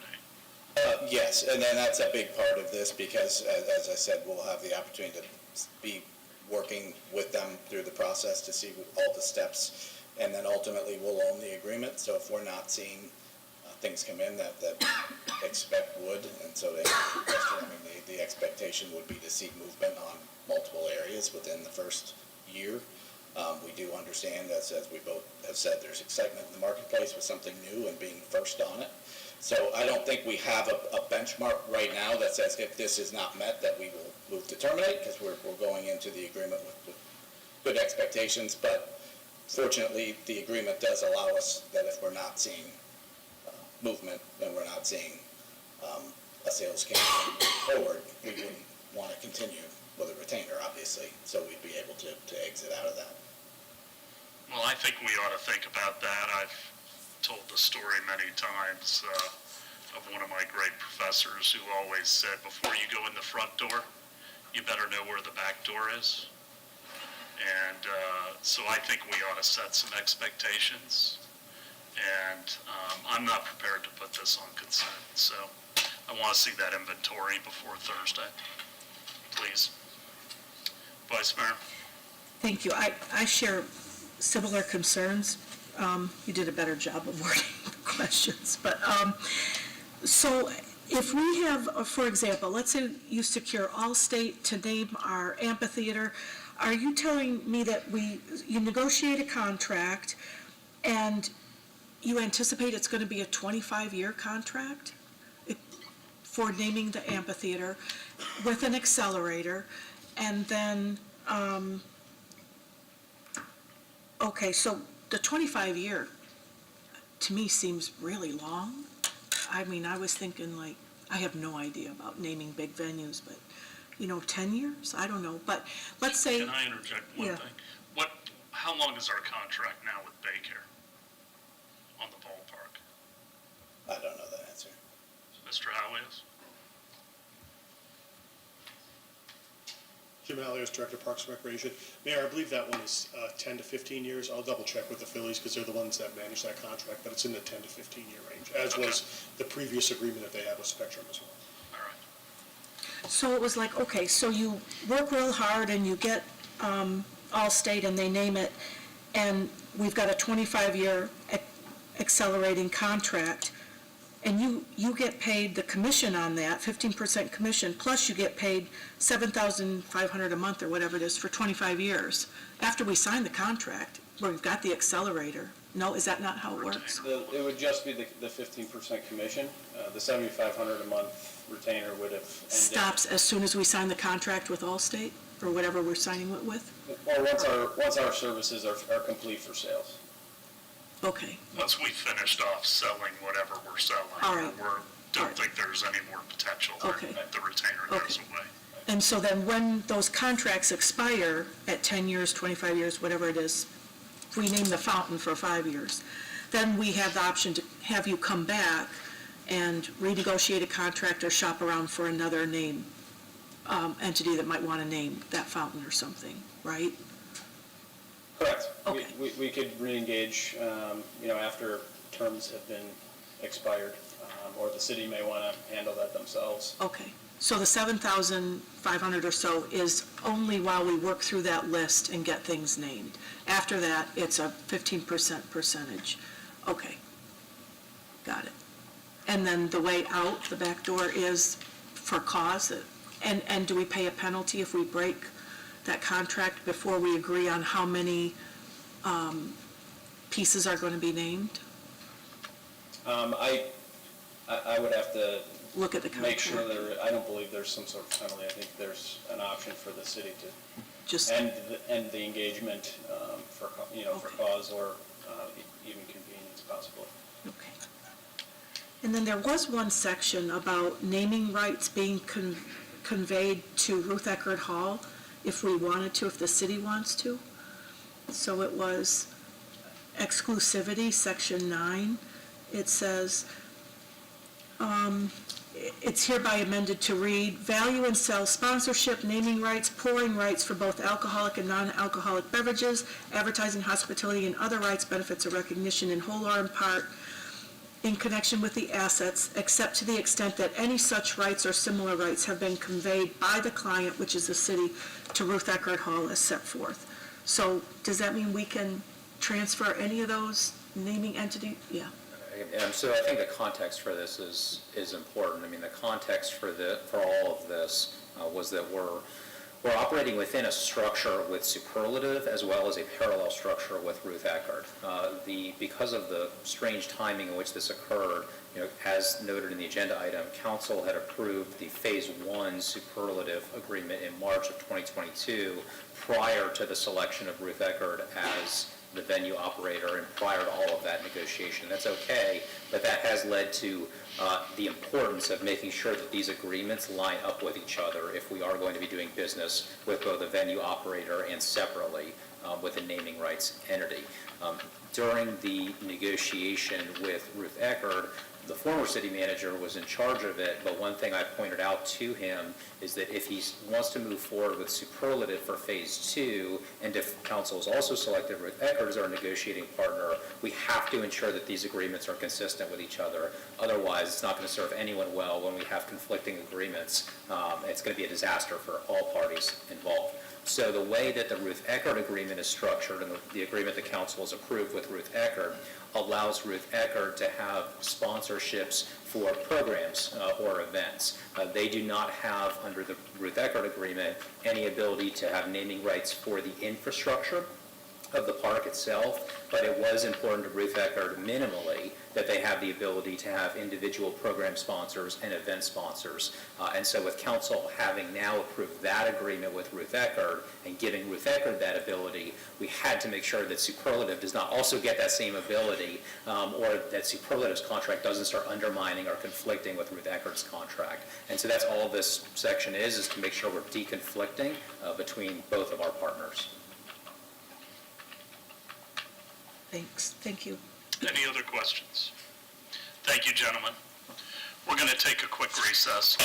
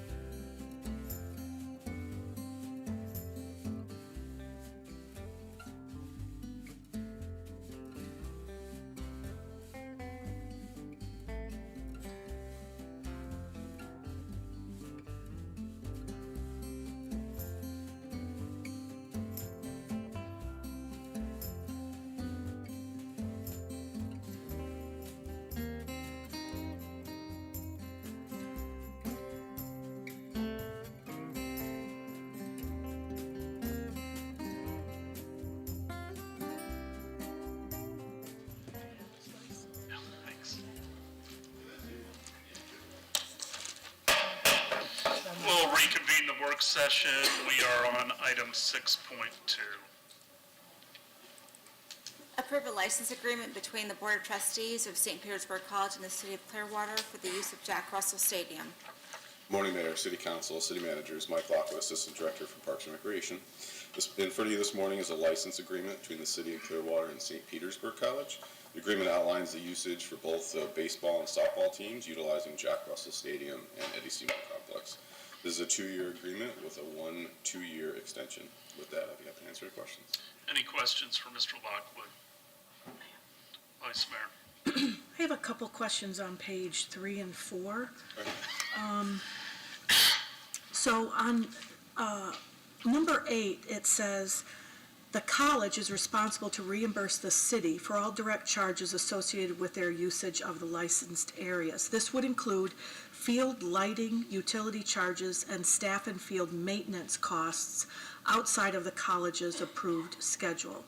So then, on the other page, 4, it says, under 15 and 16, utilities and maintenance, provision and payment for utilities shall be the responsibility of the city unless billed to the college as direct charges pursuant to Section 8 of this agreement. So do we bill them? We do. We bill them for all the game and practice usage. So the field lighting, if they want to practice outside of their 7 a.m. to 3 p.m., that's what they pay. But their utilities for the building, they're all merged together. We have our own staff that has offices out at Jack Russell Stadium, and then at Eddie Seymour, we have restrooms that are tied into the press box. So there's not separate meters that track all that. Okay. So how much do they generally pay for a year for their season? So they have a spring and then fall? It just depends on the usage. I can get you what they have paid in the last I'd say 5 years or Okay. when the agreement started, because all that's broken down by utilities for field lighting and any staff that we have to keep extra. Okay, and that's the same thing with that, so number 16, however, the college shall be responsible for the, it just says we're really not billing them for any maintenance at all. The maintenance and what we're billing them for is the usage on the field. So if they have anything that they're using that it's our direct cost outside, so it's field lighting, it's all the field work to prep for games and The practices. mowing, fertilizing, all that stuff? No, because we take care of that. That would be our staff managing that. It would be anything that's directly associated outside of our 3 p.m. schedule. So we have staff there that are maintaining the field for other usages as well. Okay, that's all I had, thanks. Anything else? Thank you. Consent? Yep. Thanks, Mike. 7.1. Provide direction on the proposed Third Amendment to an existing development agreement between Tri-Pop and the City of Clearwater for a property located at 400 Coronado Drive. Good morning, Mark Perry, Planning and Development. Generally speaking, this is kind of a minor amendment. The gist of it is that there's been about 0.18 acres vacated at the northwest quadrant of the site from the city, part of Old Gulfview Boulevard. So the amendment accounts for the subsumption of this piece of land. Height stays the same. Density actually decreases a little bit because the number of units is staying the same. The site plan will change a little bit, mostly on the ground floor to accommodate the additional property. Other than that, there really aren't any changes. All the changes have to do with the additional acreage and the base site plan. If there are any questions that I can try to answer, I'd like to try to do that for you. But the density is actually going down. So. Sure, the units are staying the same, the acreage is going up. Yep. That means that the density actually goes down. Questions? Councilmember Teixeira and then the Vice Mayor. You were almost tied. I know, right? I had to I'm trying to increase it fast, but Like you had a buzzer.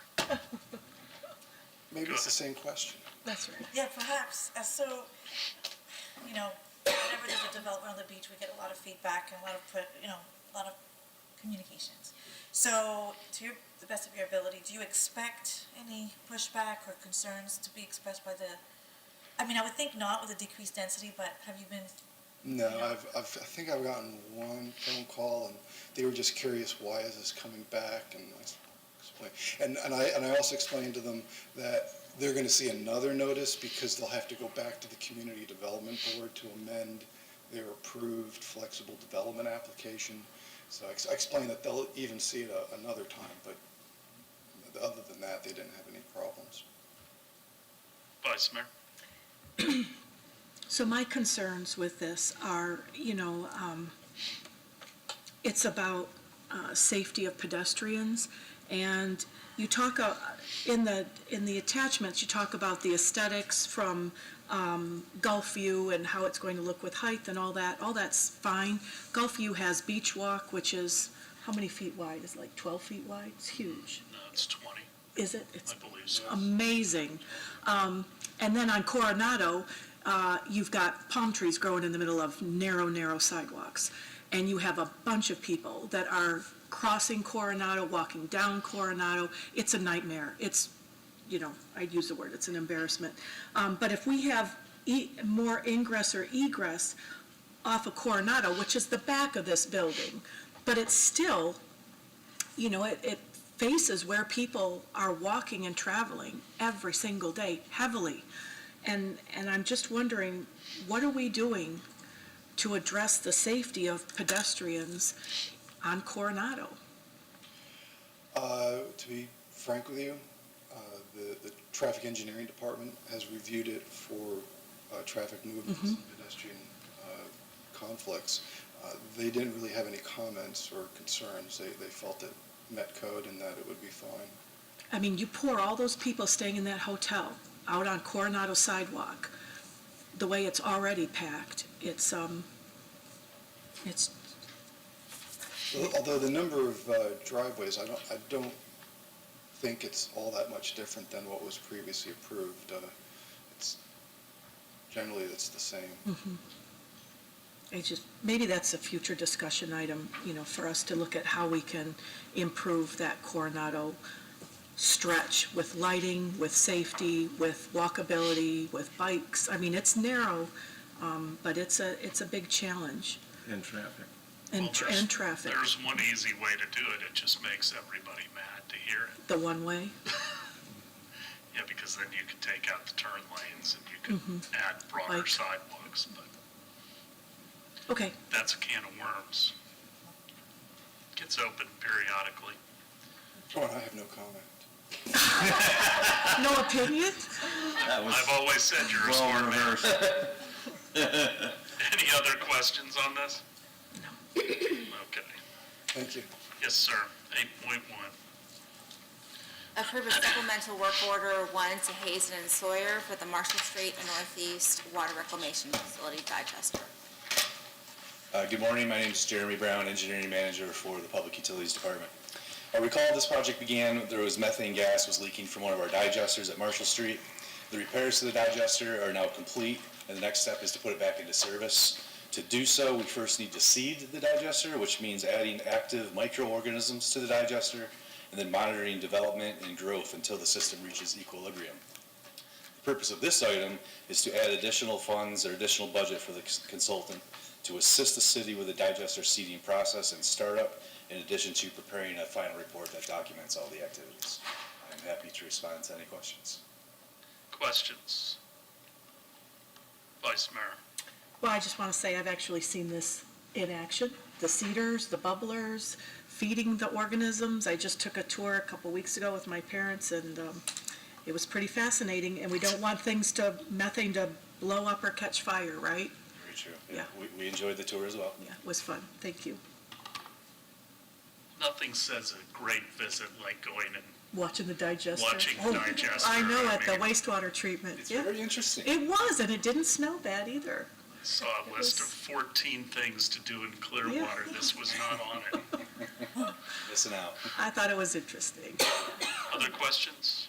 I just have Yes? I do have a question. So this has come before us a few times, and I still am not understanding how I understand that it was an initial emergency thing, but I just feel like they keep coming back for more, and the services I don't think fit the amount, and then the consulting, I don't understand that. So I'm okay if we could take this out of consent and I can follow up the next couple of days and get a better understanding from you. Sure, whatever you'd like. Is everybody okay with that? Yes. Yeah, I mean, it started as an emergency order. I agree, there's some questions, so. Yeah, it's still, the digest has been offline this entire time, and from an operational perspective, that's still part of it's still an emergency. Okay. But I'd be happy to return on Thursday if you want to send any questions ahead of time or whatever. Thank you. 8.2. Authorize an increase to purchase order Polydyne for polymer.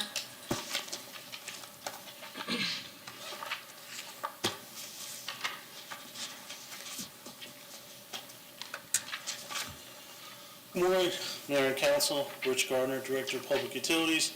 The item before you today is the authorization of an increase of the purchase order for polymer for water reclamation facilities.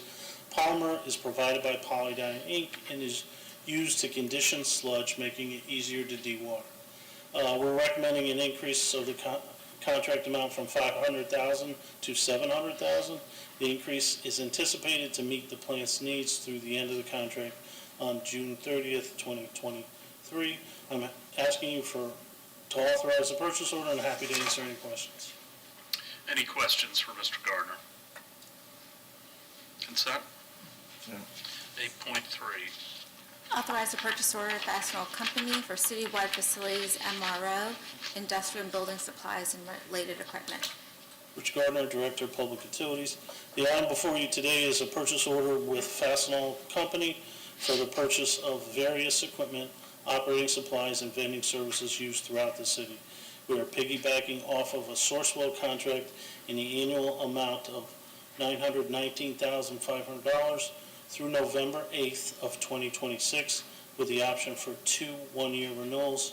I'm asking for your approval and happy to answer any questions. Any questions?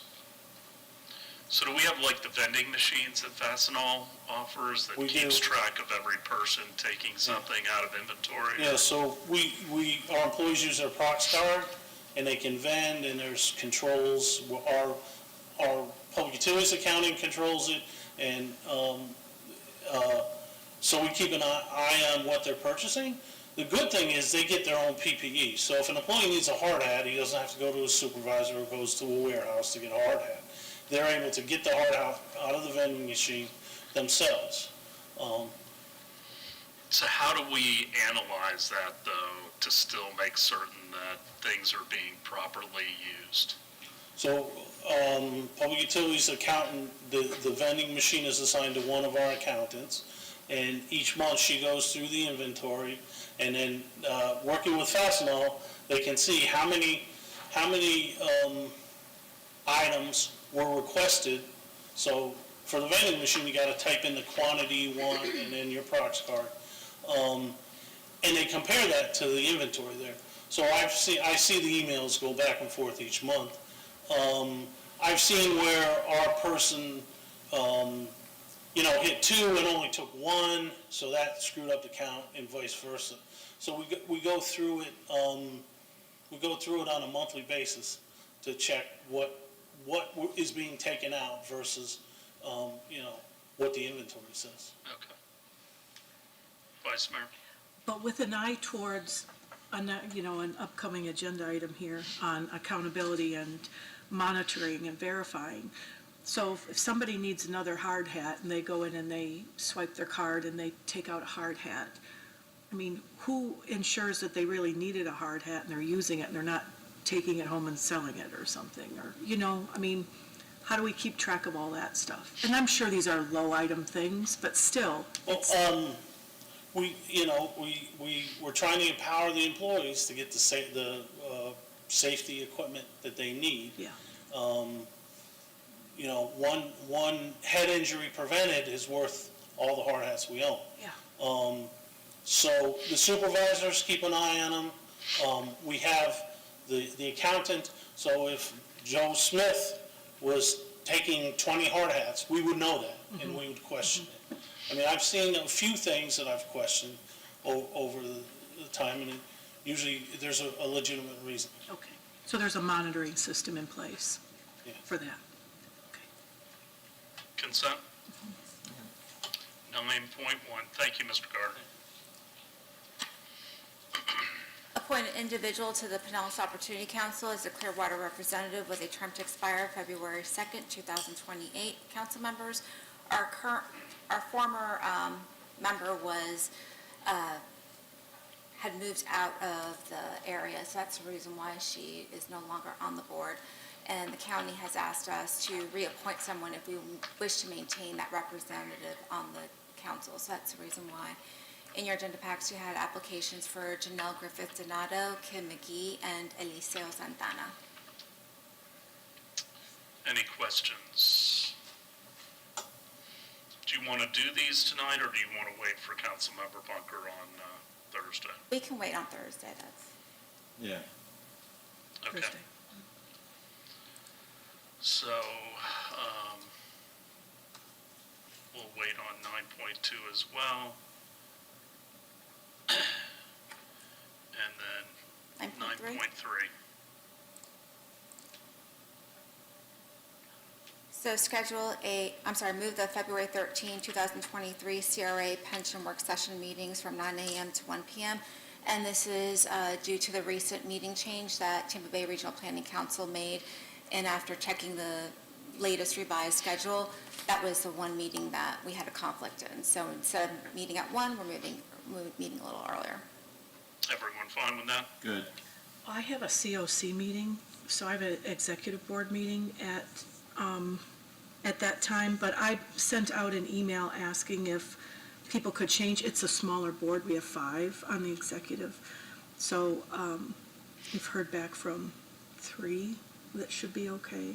But can we wait until Thursday? Just to be sure. Sure. Okay, 9.4. Schedule a special work session on Monday, March 20, 2023 at 8 a.m. for the purpose of holding a strategic budget session. Council members in compliance with the city council policy, staff is recommending we actually have this in March, so prior to the budget session, at which time council will also receive the finalized report from our consultants regarding their strategic direction for council to review prior as well. Everyone all right with that? Okay. Consent? Okay.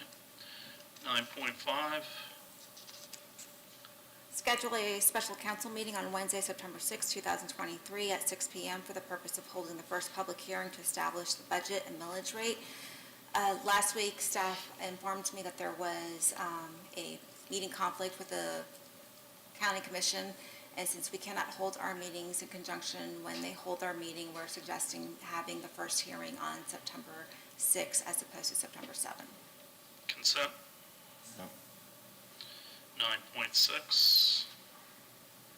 Approve the 2023 state legislative priorities. Council members, after receiving feedback from our department directors, I've attached a draft 2023 state legislative priorities list. I have updated from those bills that were passed during the last session, and I can go over the items for you. Go ahead. Okay. So one of the items, under items to support, we have identified attainable housing, so ensure all Sadowski state and local housing trust funds are used exclusively to finance affordable and workforce housing programs and rental assistance programs. Under public safety, staff has identified amending Florida Statute 790.06 to include ticketed concert venues as an additional exemption where carrying a concealed weapon with a permit is not authorized, similar to what is already in place for sports venues, and that was in response to Imagine Clearwater coming online. Under local governance, we've identified allowing municipalities and counties the authority to restrict vessels from anchoring in the intercoastal waterways within 1,000 feet of an area that is primarily residential in nature, that has a residential density of 1 or more dwelling units per acre or within 1,000 feet of a bridge or causeway. Allow local governments to regulate vacation rental properties to protect the health and welfare of their residents, visitors, and businesses. Allow local governments to regulate tree preservation, removals, and replacements to protect the environment and the health and welfare of their residents, businesses, and visitors. Under sustainability and resiliency, develop a statewide climate resiliency plan and funding source to assist local communities who have implemented plans to combat sea level rise Increase funding for the Resilient Florida Grants Program to assist municipalities with implementing climate-resilient infrastructure. Provide intergovernmental coordination that supports sustainability and resiliency efforts at the county municipal levels, such as clean energy, land conservation, smart growth, a planned transition to 100% renewable energy goals, open space and wetlands preservation, and the impacts of climate change and sea level rise on natural resources and man-made infrastructure, and that was on last year's legislative agenda. Establish a framework for a state water infrastructure and water quality funding program that includes sustainable utility practices and intergovernmental coordination. Under economic development, support legislation that attracts and incentivizes film and television production in the state of Florida. And under, not necessarily an appropriation request, but we will be seeking grant funding or any other type of funding to assist with the Clearwater Beach Marina Walk, and that's a renovation of the walkway and to engage the pedestrians throughout the entire beach marina. And under issues to oppose, we have the erosion of local government or home rule, increased regulation of or restrictions on municipal operations and budgeting, preemption of local government's ability to regulate Airbnb rentals or similar marketplaces, weakening existing laws related to offshore oil in the Gulf of Mexico, restriction or elimination of community redevelopment agencies, impose consolidation municipal and county services, and we've also added the open carry of assault rifles. And as always, we always have a statement that we will work in conjunction with the Florida League of Cities, as well as the encouraging citizen engagement with our state legislators. Questions? Councilmember Scheib. I have a comment and then a question. First, I'm pleasantly surprised about the supporting incentives for the film and television. I've been wanting that for decades because we're losing a lot of talent, as well as $4.6 billion according to how Georgia's doing. So that's awesome. And I did say pleasantly surprised because this is the first time I see this list, and I'm not quite sure what the process is. So if you can clarify, so this is the city staff is suggesting what to oppose and what to support.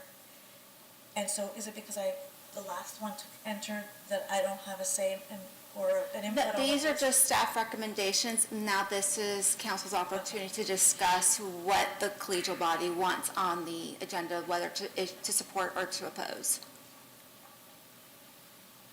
Now keep in mind that about 20% of the bills that are expected are actually entered, so we're gauging, working with our lobbyists and looking at bills. So it doesn't necessarily include every bill, but that's something that progresses throughout the session.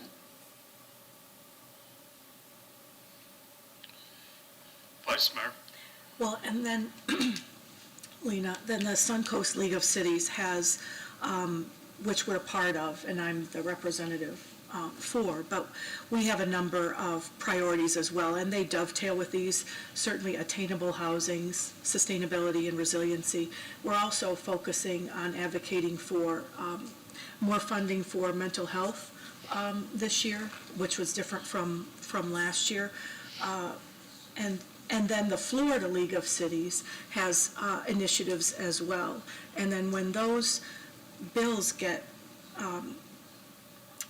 move through committee and get changed and modified, both the Suncoast League of Cities and the Florida League of Cities will put out bill alerts and give us information about those things. And you're welcome, to go up to Tallahassee at any time.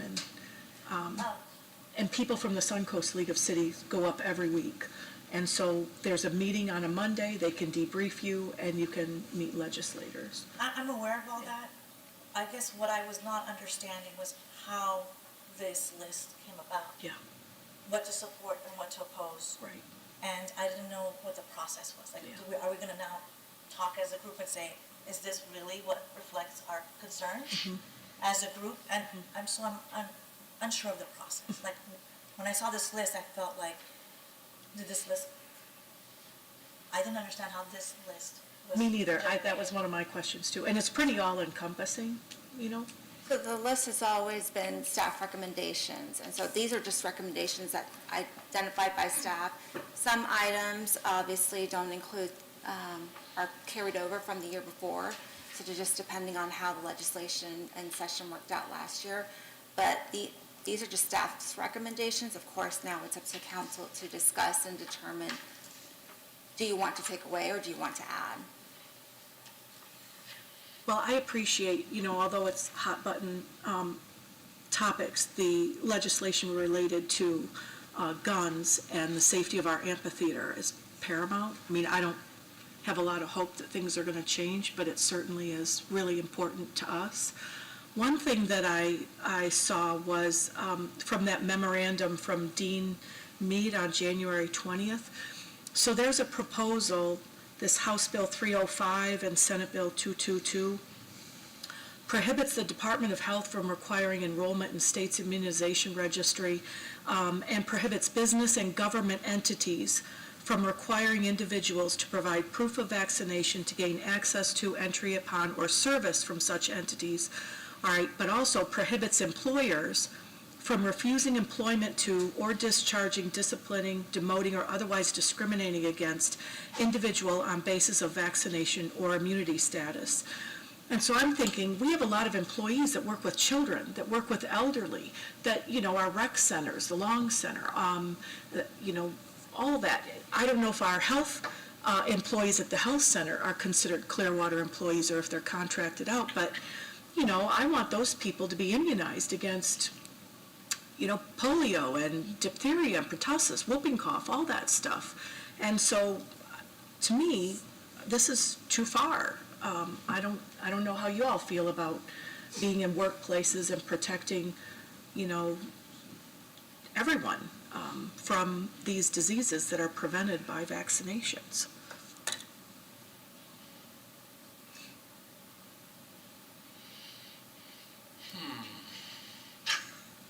I mean, you've got people walking around not vaccinated for whooping cough or tetanus. I understand, but, there's also a whole side of people that, don't want people to regulate their bodies.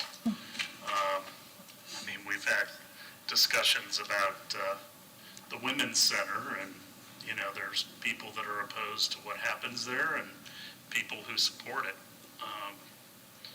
I get uncomfortable whenever,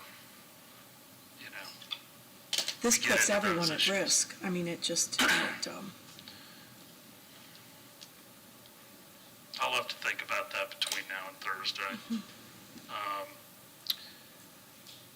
My biggest concern is I would, and I'll only be around for one more legislative session after this, I really would like to start this process earlier. yeah.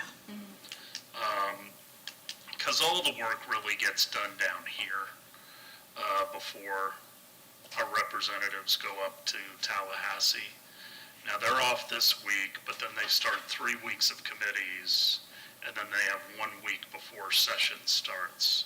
So the amount of time we have between now and when session starts is very limited. Agree. There's something I've always wanted, but it's something that maybe needs to be addressed next legislative session, because I don't know if all cities and the county would appreciate it. But I wish we had the latitude on penny for Pinellas to allow 25% of those revenues to be used for O&M on previous penny projects. Not mandated, but the latitude to do so.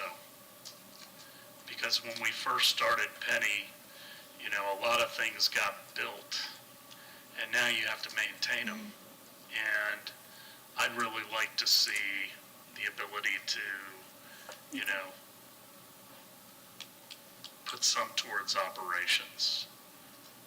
If there's a big capital expenditure at a rec center, we can always use Penny for that, but it's the actual daily O&M. It's just something, I don't know if all of you would be interested in that. It wouldn't mandate it, but I'd love to have that as a special bill.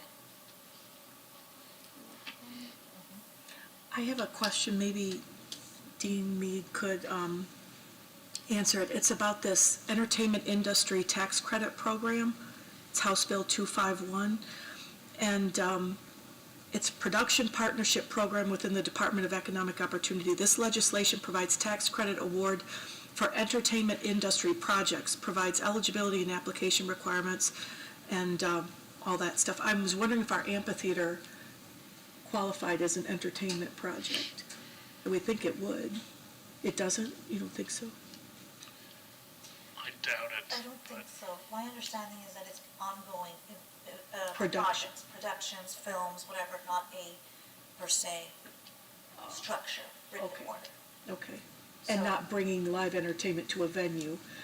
It's more creating the It's entertainment. literally I mean, television and film. okay. And so, which is sad, a lot of our talent is actually going to Georgia because that's where all the castings are happening. And so we have all this wonderful talent, all this youth that is leaving, and then plus all the billions of dollars we're losing in revenue because each event or each project is so, first of all, the duration's long, the number of people employed is many.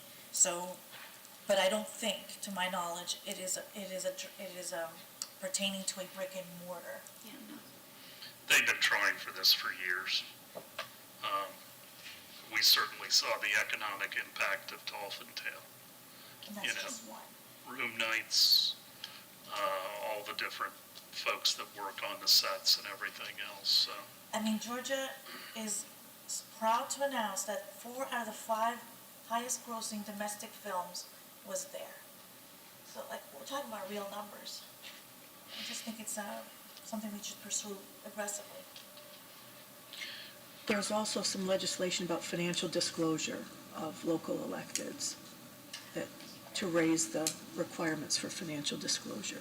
Going to a Form 6. Just to keep you, aware. Is there a position that the collegial body would like to take on that? I did not include it. I'm not taking a position. I mean, It is extensive. It is, it would require elected officials, not, to be very clear, because I think there's been some misunderstanding. Some individuals think it would extend to advisory board members. No, this is just the elected officials going to the extended and very detailed Form 6 financial disclosure form. It's basically everything you own and the denominations. Yeah, very detailed. Sometimes I already feel too exposed. Every share of stock, every real estate, you name it. I mean, even a trip to Publix is exposing sometimes, I don't know. Form 6 is quite detailed. I don't think whether we support or oppose it's really going to matter. It didn't make it last year. It was proposed last year too. And it I don't know seems- what happened. There is belief that it may have a little bit more legs this year, but we'll see. Things can change. I've heard the governor supports it. Yeah. The only other question I have is, why don't we, and I really get apprehensive about always having our hand out, especially after coming back from the U.S. Conference of Mayors, where that's all they do with federal officials. But are there no other projects that we would like to see get funded within the city? One of the issues Not that that you- they rarely make it through. One of the issues that you run into when it comes to legislative appropriations is that the projects cannot be ongoing or in the mix. You have to wait until after you receive the funds. And that is one of the problems that we're running into. Some of the projects that we're identifying are already in the works, and so we can't seek those funds unless we wait until we actually receive the appropriation and the award, and we have to wait until after the award date is given. So if you have projects that are already in line, and most of ours have a CIP schedule, in order not to nix the schedule, you have to keep moving forward. And so Sarah DiLorenzo, the grants coordinator in my department, is working with staff to try to start identifying those projects way ahead of time. When another issue that we ran into, some projects are just ideas at the moment, and they don't have the necessary estimated budgets in order for us to actually start pursuing those. So I hope to have some for next year. Okay. Well, we can talk about this further on Thursday. 9.7, provide direction and appoint the Clearwater Charter Review Committee.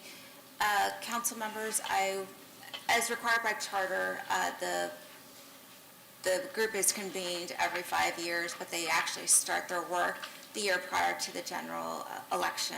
I am asking if we just postpone this to Thursdays, for Thursday's meeting, only because I have received a few more applications. The charter does require at least a 10-member committee. I would suggest an odd number, such as 11, only because obviously for voting you don't want to have an even number. And previously, we've chosen, each council member has chosen 2 members, and then kind of a consensus pick for that 11th person. Correct. I'm happy, I was glad, I was gonna ask for it to postpone, there was only 10 people who applied, and I wanted to see if there was more people, and actually wanted an odd number, so I'm glad that you brought it up first. At Thursday, do you also want to talk about some of the things that the council may be interested in the Charter Review Committee I looking at? would love that direction, so I can start coordinating that with the city attorney. Can you also provide what the direction was last go-around? Sure. Because this is going to be the first time 3 of the 5 have been through this, even though I think you all watched it back in 2019. Mm-hmm. Yeah. Okay. 10.1. Anything on second readings? 11.1.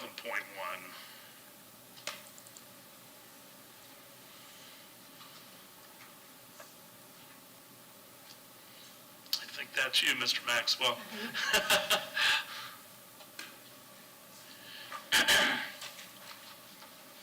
Let's see. All right, is the screen up for you all? No. PowerPoint? Look, there we go. There we are. All right. Mayor and Council, Mike Maxwell, Chief Innovation Officer and Interim Solid Waste Director. As Blair's request, I'm here to provide an update on the recycling system. Of course, we all read the articles and heard about the challenges our system's had over the last several months. So just to start off, I just wanted to kind of give a brief overview of what we're going to talk about today. First, we're going to go through a quick overview of the recycling system. Then we'll provide a snapshot of where we are right now and how we sort of got here. We'll have a little conversation about the community response and then discuss some of the considerations for refund and credit that have been a big part of, I think, some of those communications that you've received from the community. Well, hey, Kervin. And this is Kervin saying to me, by the way, he's our new Assistant Director of Good morning. So what is single stream, what is recycling, or single stream recycling? First of all, let me back up. We do 3 types of recycling. One is single stream. That's really what the article was about, and it's our main recycling that we do. We also do commercial cardboard, and we have metals that we also recycle. Those 2 weren't affected by any of this. It was really just the single stream, and the single stream is really broken into a couple different categories: residential, commercial, multifamily, with a drop-off, and then we also have a municipal partnership with Bel Air and Safety Harbor. We help with them with their recycling as well. All of that is single stream. What is single stream? It's really a commingling of recycling into one bin that is then sorted during the processing later. Now, we don't do the processing portion of this. That is a private entity that does that for us. We do the collection, and then we transfer that to the processors. There are pros and cons for single stream versus the previous form of recycling, just like anything else. One of the big pros here is the ease for residents to recycle. It's a bin, you just toss it in the bin. Hopefully you follow the rules when you're doing it, but there isn't 3 or 4 bins like you used to have years ago. It's a little more efficient for us to pick up and transfer that because it is all commingled together. It's the same style vehicle as we use for our solid waste pickup, which means we can utilize those solid waste vehicles to pick up recycle and still have it not get contaminated. So just because a solid waste truck picks up the recycling doesn't necessarily mean it's not going to be recycled. It just means that we needed to shift a vehicle over there to assist with that. So it makes it a little more flexible on the resources, and the drivers can hop between either the automated side loaders that are on the solid waste side or the ones that are on the recycling side. There are certainly cons as well. One is the limited processor options. That is a national problem. The capacity of processors is a national problem, and it's something that we've been trying to work through in Pinellas County for the last few years. The costs for single stream are a little higher because of that sorting requirement, the sorting machines. There's also a lot of opportunity, and probably the biggest con is the opportunity for contamination, which is a big part of what happened in the last few months here. There's a couple areas where that could happen. One is the can. That's usually the resident placing things in there that are contaminating the load that they have. It can get contaminated in the truck once we dump maybe 3 or 4 clean loads, and then you dump one contaminated load. It doesn't necessarily mean the whole thing's contaminated, but it can have an effect on those other clean loads. And then the storage facility. We have a storage facility at our solid waste plant, and that is where we prepare it for transfer. So, you're taking multiple trucks, dumping them together, moving them around. We try to be careful not to make sure that it's not contaminated like that, but it also can get contaminated while it's just sitting there waiting to be transferred. So, just a quick snapshot of what it looks like when it's working well versus the collection side. We use, as I said, the automated side loaders. We'll go through 4 times a week, collect, just as we will the solid waste, different areas of town. So Wednesday is our only day we do not collect. We would then bring that to our solid waste complex that I just mentioned, the storage area there. It is a smaller facility, so that creates some challenges that I'll mention in a minute. And then we take it over to the recycling processor via a tractor trailer. So we have 2 of those tractor trailers. So where we are now. So from July through mid-November, we did not bring any recycling to the processor. We picked it up and we brought it to the storage facility, but we did not transfer it. That happened for a number of issues, for a number of reasons. A big one was the vehicle issues that are listed up there. We have 2 tractor trailers, I just mentioned that a minute ago. One of them went down from July 1st to October 28th, so a large portion of this period. The other vehicle was down 40% of the time, that same time period. So it was down quite a bit. And what would happen is we would bring the collection, drop it off, and then you would have either rain or just contaminated loads. Those sorts of things began to create more contamination of that stored material. So now we can't bring it to the processor. We have to haul it somewhere. We haul it to Pinellas County Solid Waste because it is not materials that can be recycled. Staffing really laid into that as well, not only from the CDL side, because we were short some CDL drivers, but also the mechanics. Big reason why the trucks are down. The truck that was down for that long period of time actually wasn't something that we have the ability to fix. We had to send that to the manufacturer, Cummins, and that's what we did. Also Hurricane Ian was a factor. That occurred around September 30th, and as with normal hurricane season, once we have a hurricane, typically for the next 3 to 4 weeks, we're gonna get just about everything in about every can. So residents were trying to get rid of brush and other materials as best they could. This is not a surprise. This happens pretty much every time we're hit. We get a lot of excess stuff, and they place it in every bin possible. That created some contamination as well for that month of October. Now, we will note that during this period, the fact that we were not recycling was not communicated, neither not to city administration nor to the residents, as best we can tell. So I just wanted to make that clear. The period just after, mid-November to early January, we brought 1 load. One of the reasons we didn't bring additional loads is because Waste Management canceled our contract with them. One of the big issues that they identified was that we had not consistently brought loads to them. Of course, for the previous 4 months, we had not brought any. This was not communicated again to city administration, to my knowledge at the very least. And then, the other factor here is we did start the process of trying to get a new processor. There were time challenges with that. Really, you want to have that done well before it's time to use them, because they have to do a composition study to see how much of your truckloads are actually contaminated. That factors into how much it costs and how much we might receive back if there's a sellback provision. Again, these things were not communicated to admin, nor were they communicated to the residents. In early January, of course, we had a change in solid waste administration. I came on, I think, the 8th of January, and Curving the week after. We began taking recycling immediately. I believe it was the 9th or 10th that we brought our first load over. And we began trying to work on some long-term and short-term solutions, because we want to try to avoid these issues where we have a truck down and that's the cause, right? We're trying to, take a look at what those opportunities are that we can have to try to fix some of those things. We're currently only able to recycle about 1/3 of our single stream recycling due to trucks being down and still dealing with contamination issues. One of our vehicles actually went down again late last week, with the same issue that the one went down in July with, which was a blown cylinder. So we've sent that over. Hopefully it will be faster. I've not had an update on how quickly that vehicle will be.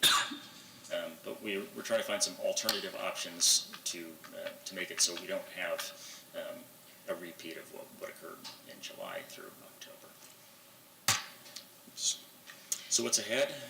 We have at the hopefully the next meeting. I'm trying to it'll either be the next meeting or the meeting after.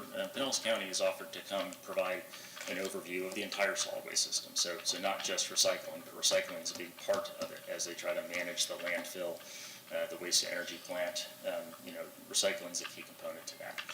So we're planning on having them as soon as we can schedule them to come on in and give a little presentation as well. We're continuing, as I mentioned, to look at some operational efficiencies. Kervin and I are deep into everything right now, so and there's some great thoughts by our managers and supervisors on how to make things work a little better. So we're working through those now. Also on the long-term system capacity, next month, February, I guess in 2 days, Pinellas County's got a county-wide private processor contract out.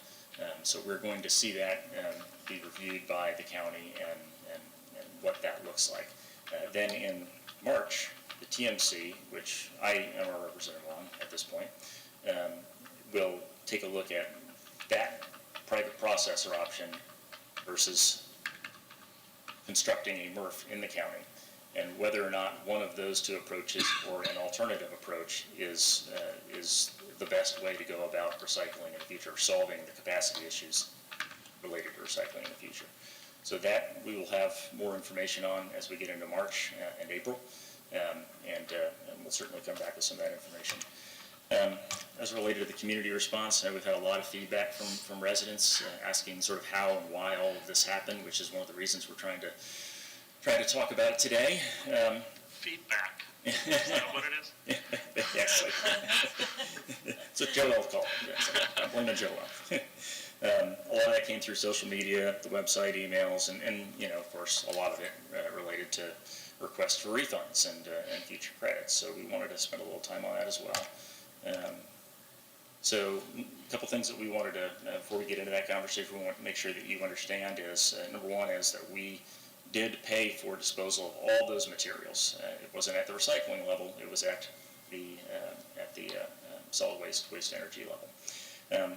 Also, so you're aware that the residential recycling customer charge is $338 a month. I know that there were some communications that made it look like it was a little higher because the bill does have a solid waste fee on there as well as recycling. People are probably picking up that solid waste fee to some level. And finally, the couple options that we're going to talk about, and I'll just talk about them on the next slide. One is a disposal cost differential approach. The other is just a full rate refund. There's nothing to say you have to do either one of these or something in between. It's really up to you. But just to go over them real quick, Option 1, the disposal cost differential. So basically, during this period, and it's not always like this because the market is extremely volatile, but during this period, there was a higher cost to recycling than there was to dispose of at the waste energy plant.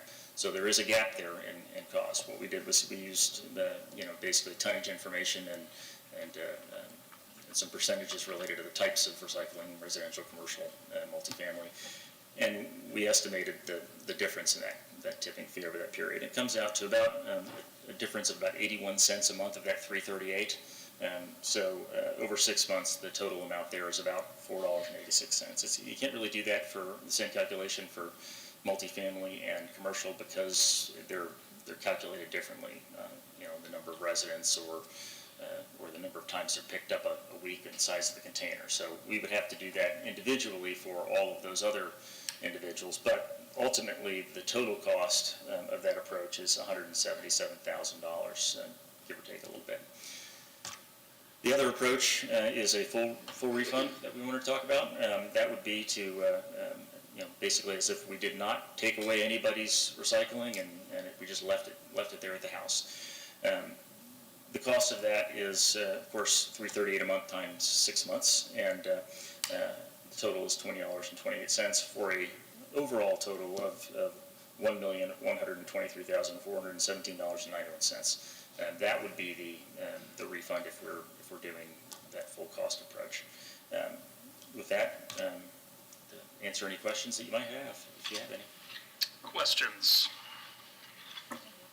Councilmember Teixeira.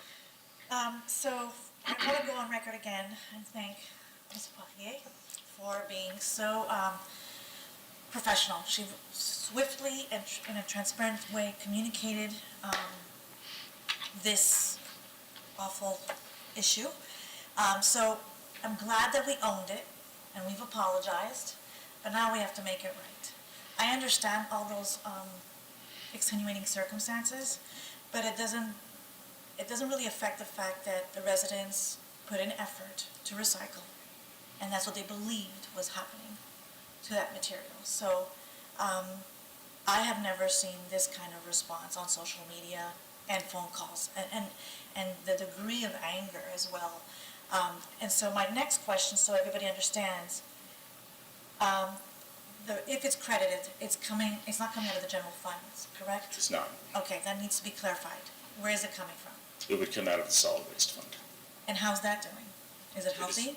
It is doing well, yes. Just wanted that clarified. Do you have a preference on the two?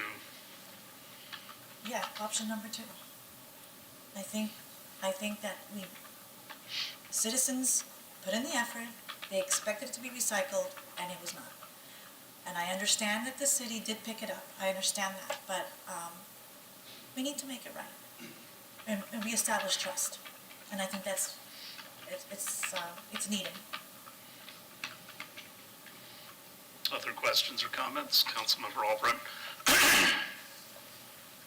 So I got involved with looking at solid waste and recycling a few years ago when we had all the issues about contamination, and actually went over and watched them dump in the plant over there off of Hercules before our recycling center or our solid waste new place got built, and it was really bad. I mean, so I actually said that we needed to get it into a public awareness of what people consider recycling and what they consider trash, because even putting all your recycling in a bag and throwing it in, clean and throwing it in, it becomes trash if it's in a bag. But went way beyond that. They were just terrible trash in the recycling, and so we don't take in that. We send it over to another place to have it sorted out and sent out as recycling, and they only at that point, I think, they'd only accept like a 20% contamination, and then they'd send it back to us. So we'd have big fuel costs on, we go over and then they bring it back, and so that's why we're dumping it out and trying to have our people go through it so we can send them under a 20% contamination, fairly clean. So with that said, I think the public has a trust in what we do. When I look at it, one hand and the other, I'm going, well, not everybody puts clean recycling in the recycling bin. We have a cost of going through and doing that. But I do think that there was a public trust lost here, even though we reported it right away and we got, we're on top of it. I think the public, really we need to do, to give back to the public a refund, and at the same time ask them, please, if you're going to recycle, do it the right way, because put that message out again. But I think that, that we need to give a refund. So that's my 2 cents. Vice Mayor. So I think Councilmember Teixeira asked my question, is that if, I agree with both council members who spoke that I think we should do a full refund. I don't, these are taxpayer dollars, and they weren't expended for recycling. However, I think because of the trust, our need to regain trust and to make it right and be done with it is important. So you assure us that this money, $1,123,400, will come out of the solid waste fund that is healthy? So, yeah, it really is your decision on which fund this comes out of. I mean, theoretically, you could take it out of the general fund. We wouldn't necessarily recommend that. As to the health of the fund itself, I guess I'd ask Jay to come up and speak to that, just, as the finance director. What are the reserves, I guess, would be my question. Jay Ravens, Finance Director. The Solid Waste and Recycling Fund currently has approximately $40 million in reserves, 20 to 25 million in excess of their required minimum. So they have a very healthy fund balance currently. It is a solid waste and recycling fund combined. My only caution with using those reserves is it will impact future rates. The more that we give back as a refund, the more has to be made up in the future via future rate studies. No different than if we spent the money on a capital project. So it needs to be reasonable and justified. Okay, so I was typing as you were speaking. So you said solid waste and recycling has about 40 million in reserves, 20 million in excess of the minimum? Approximately. About? Currently. Did you say like 20 to 25 million? 20 to 25 would be a current estimate. So if we have 20 to 25 million in excess of the minimum, giving a rebate, refunding, crediting $1 million, a little over $1 million, is going to lead to rate increases? Well, it will impact rate increases. If we have healthy reserves when we do the next rate study for, I think the current rates are effective through fiscal 24, so no later than prior to fiscal 25, we'll be reviewing a new rate structure for the next 5 years. If we have healthy reserves, there's a potential for those rate increases to go down.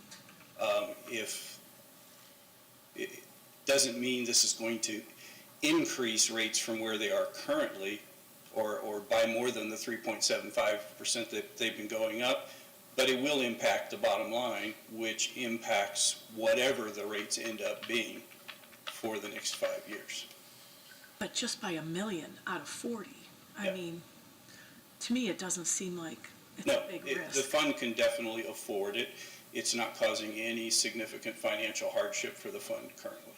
That's only just my due diligence caution as a finance director is any money you give back to ratepayers ultimately has to be recouped in the long term. in order to keep the utility flush. Recouped if we drop it down, if we keep pulling from it, but.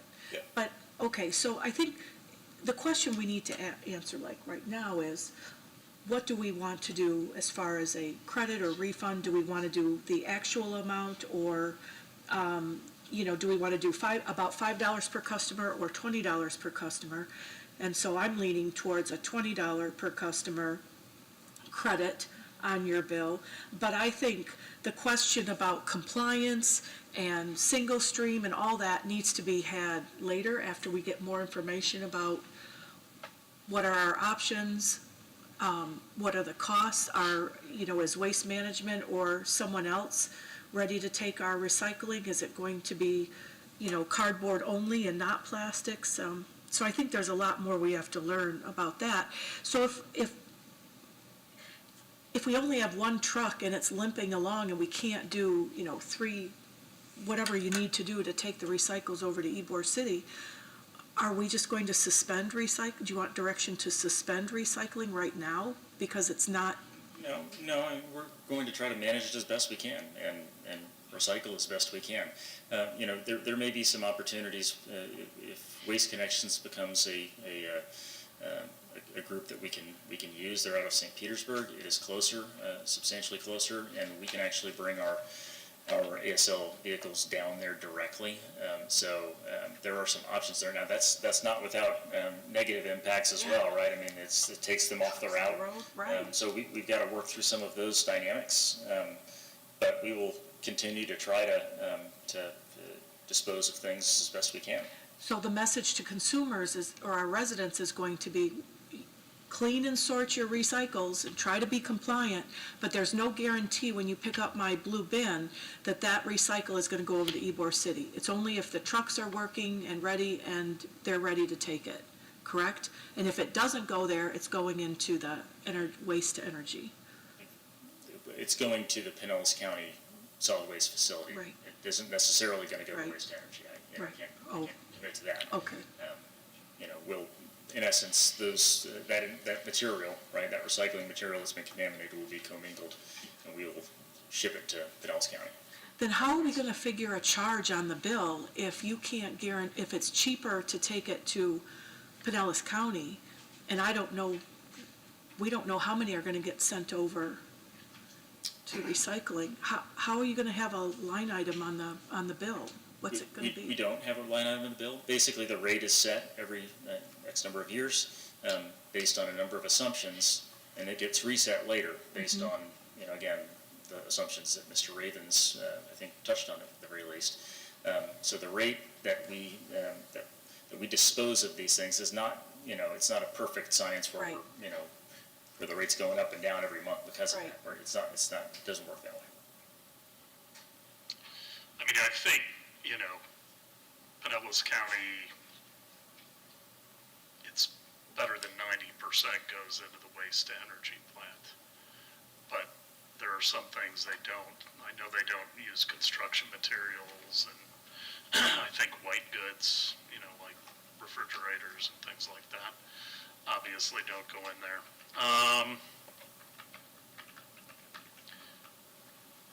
I guess I have a little bit different perspective. First of all, I think if we've got the reserves we have, we probably ought to buy some functioning trucks that aren't down all the time. And now we may be getting a little far afield. I believe in having reserves, but I don't believe in having excessive reserves. And I know that is an imprecise science, but I mean, when I hear that reserve number, Jay, I mean, how do you determine what is a reasonable reserve? Basically, the reserve that we target in the rate study over a 10-year period of time is the minimum required level, which is 50% of operating expenditures for the utilities. That's the target. We adjust as needed, but typically you're adopting a 5-year plan. The reality is we're in currently year 3 of the 5-year plan, and we're about 20 million better off than what we had projected to be. At least 15 million better than what we had projected to be through the 3 years. That's likely a result of operating savings as well as probably some decreased capital spending. But whatever the reason, we're about $15 to $20 million to the good at this 3-year point. That will flush out either next year or the year after when we adjust rates. We'll then look at our current level of reserves, what we project capital and operations to be for the next 10 years, and again, target that at the end of the 10 years, we'll be down to the minimum level. So we're not trying to have excess reserves. I understand. Because if you get enormous reserves, that means, frankly, you probably are charging people too much. So, I mean, and that is the purpose of the rate study too. It's not only to increase rates, it's to decrease rates periodically by doing rate studies every 2 to 3 years. So I know since China quit taking recyclables, it's changed the market. Part of it was transportation. I think part of it was trade policy and other things. And we recycle at our house. We have more recycling than we do of trash. But does it still make sense? Which is a question some people have been asking. And some municipalities have, stopped their recycling programs because of the costs. So is your assessment still that it is worth doing? I think that from my conversations with Pinellas County, and this is one of the reasons I wanted them to come at the next meeting to talk a little deeper about the solid waste system overall. A major issue we have here, or concern that exists, is the waste energy plant has at some point a capacity issue, right? They're not going to be able to burn everything. They're going to have to take stuff to the landfill. The landfill will fill up quicker. And at some point, we will no longer be able to bring things to the landfill. So it is helping us manage that landfill issue, from what I understand. So I do want them to come and talk a little bit about the entire system to give you a better idea. I've only had brief conversations with them, but that is my general understanding, is that it becomes a capacity issue for the landfill if we do that. Okay. Well, that makes sense. That's a good answer.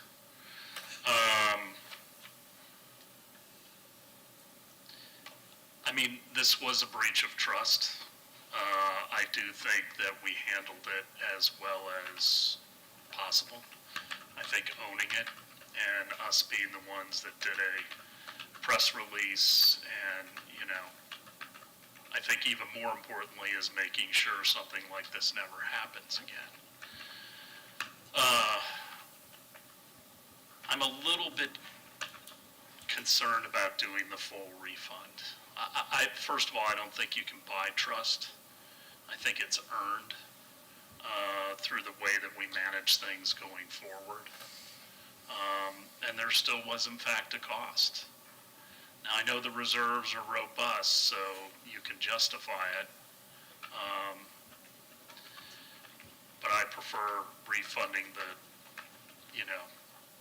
the true cost or the true savings that was had. But, I mean, it's not the end of the world one way or the other, even though it is significant money. And I'd almost rather take the differential and do a full-blown campaign on educating our citizens on what can be recycled and how to do it properly.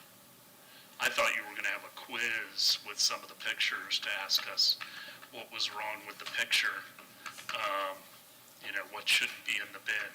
The second picture, I think almost everything in there was contaminated. But we can finish or make the decision, I think, on Thursday when Councilmember Bunker's here. Now, we don't need the presentation again. Okay. The other thing that I would just express is if we're looking at doing a credit, administratively, the easiest way to do this is for us to do basically not charge for X period of months. whatever that is. So that would probably be a little different than the true cost item, a little higher if we could probably do 2 months in that scenario, but just wanted to make sure you're aware of that. Vice Mayor. I had a question. If, Mary, you brought up take the differential to formulate an education campaign. I just wanted to know, maybe on Thursday, if you don't know it off the top of your head, Micah, like, how does our compliance rate compare to other municipalities? And is it because we have more tourists that our compliance rate might not be as good as it should be? So where do we stand? Because, I just don't know if education, I worry that it's laziness. There was a comment about was it another agenda item about trees and debris being put in when there's a hurricane? Oh, you guys did, right? Everything gets thrown in. And so I don't know if education, I'd like to think it would, but how do we compare to others for compliance, and do we really think education would make a difference? We certainly have information about compliance that is, I think it was in 2020 that there was a countywide composition study done. So basically all of the municipalities, we looked at all their recycling, and there were different percentages of contaminants in each city. So we were, I think, a little higher than a number of the cities. We were probably in the bottom third, if I remember correctly, but I can get you that information so you can at least see it. I'm not sure that I would say that it is the visitors necessarily. We have plenty of contamination on the routes, so there's definitely issues with residential recycling. I think it's either information or laziness. And also, I think because we've gone to once a week pickup, there are houses that have a lot more folks in them, and sometimes they use the recycling bin for their additional trash. And I've heard that from people who I've castigated, but we do believe there are a number of things that we can do, either to the storage area or to just different things that we do around the center that can maybe help us try to deal with some of these contamination issues and some of those unspent reserve dollars, right, that maybe need to go to something. We need to figure out what those somethings need to be, and certainly we want to talk to you all about that during the budget process to see if they make sense or not. well, the labels wear off of the cans. So, if somebody moves in to a house that already has a recycling bin, they may not know, what should be on there. I think we could do a lot more education. I'd rather take that differential and do that so that we have better product, and, I think the program will work better, but we'll discuss it further on Thursday. Any more? Can I just one more question? Sure. You touched on, and correct me if I didn't hear it right, that a waste management truck can replace the recycling truck, and it will not contaminate it, correct? Not a waste management truck. One of our non-recyclable solid waste vehicles that picks up the regular refuse. So it's not necessarily a waste management truck. It's just a solid waste truck. And that's not feasible to offset the vehicles that are not working really well? That's still not A different type of vehicle. The automated side loaders are the one that can do either one of them. We have tractor trailers on the solid waste side as well. We could theoretically use some of those on the recycling side, but the transfer station is not big, right? This is a small transfer station. The reality is we need to get the trash out. So, taking from that system puts us in a bad way as it relates to transferring solid waste to the solid waste facility. And then to piggyback your comment, does it make sense? I was asking that same question, and I read a little bit about it, and I got analysis paralysis. It was just so much conflicting information out there about municipalities participating in this recycling program. So I was wondering if we can look at it as our own city. Is it something that we need to do? Is it actually working? Because some of the feedback I've been getting is, well, if it's not really working well, then let's just not do it and have 2 pickups a week. And that's been communicated to me quite a few times. So I do believe that that question is valid. It doesn't make sense to do it. Yeah, but if the county won't The take landfill. the additional volume, then it's a moot point. Well, and there's the potential, if the landfill fills, my understanding is there's a potential for that overall tipping fee, the solid waste tipping fee, to go from that $47 number that we have now to double or triple, because now we're sending it out of the county. Right, we're sending solid waste out of the county because we don't have enough capacity to burn it. We don't have a landfill to put it in. So that is the bigger conversation that we'll ask Pinellas County to come and talk a little bit about as well, because it is a large system to manage countywide. And I think Hillsborough is 3 times what we pay for tipping fees. All right, great. Mr. Maxwell, also thank you for jumping on this. 13.1, Councilmember Albritton, anchoring limitation areas. Okay, well, I wanted to put this on the agenda to discuss, because I guess I've been the point man since I live on Island Estates. We have a lot of anchoring around our part of the island. And over the years, it's been getting worse. Probably the last decade, it's been getting worse.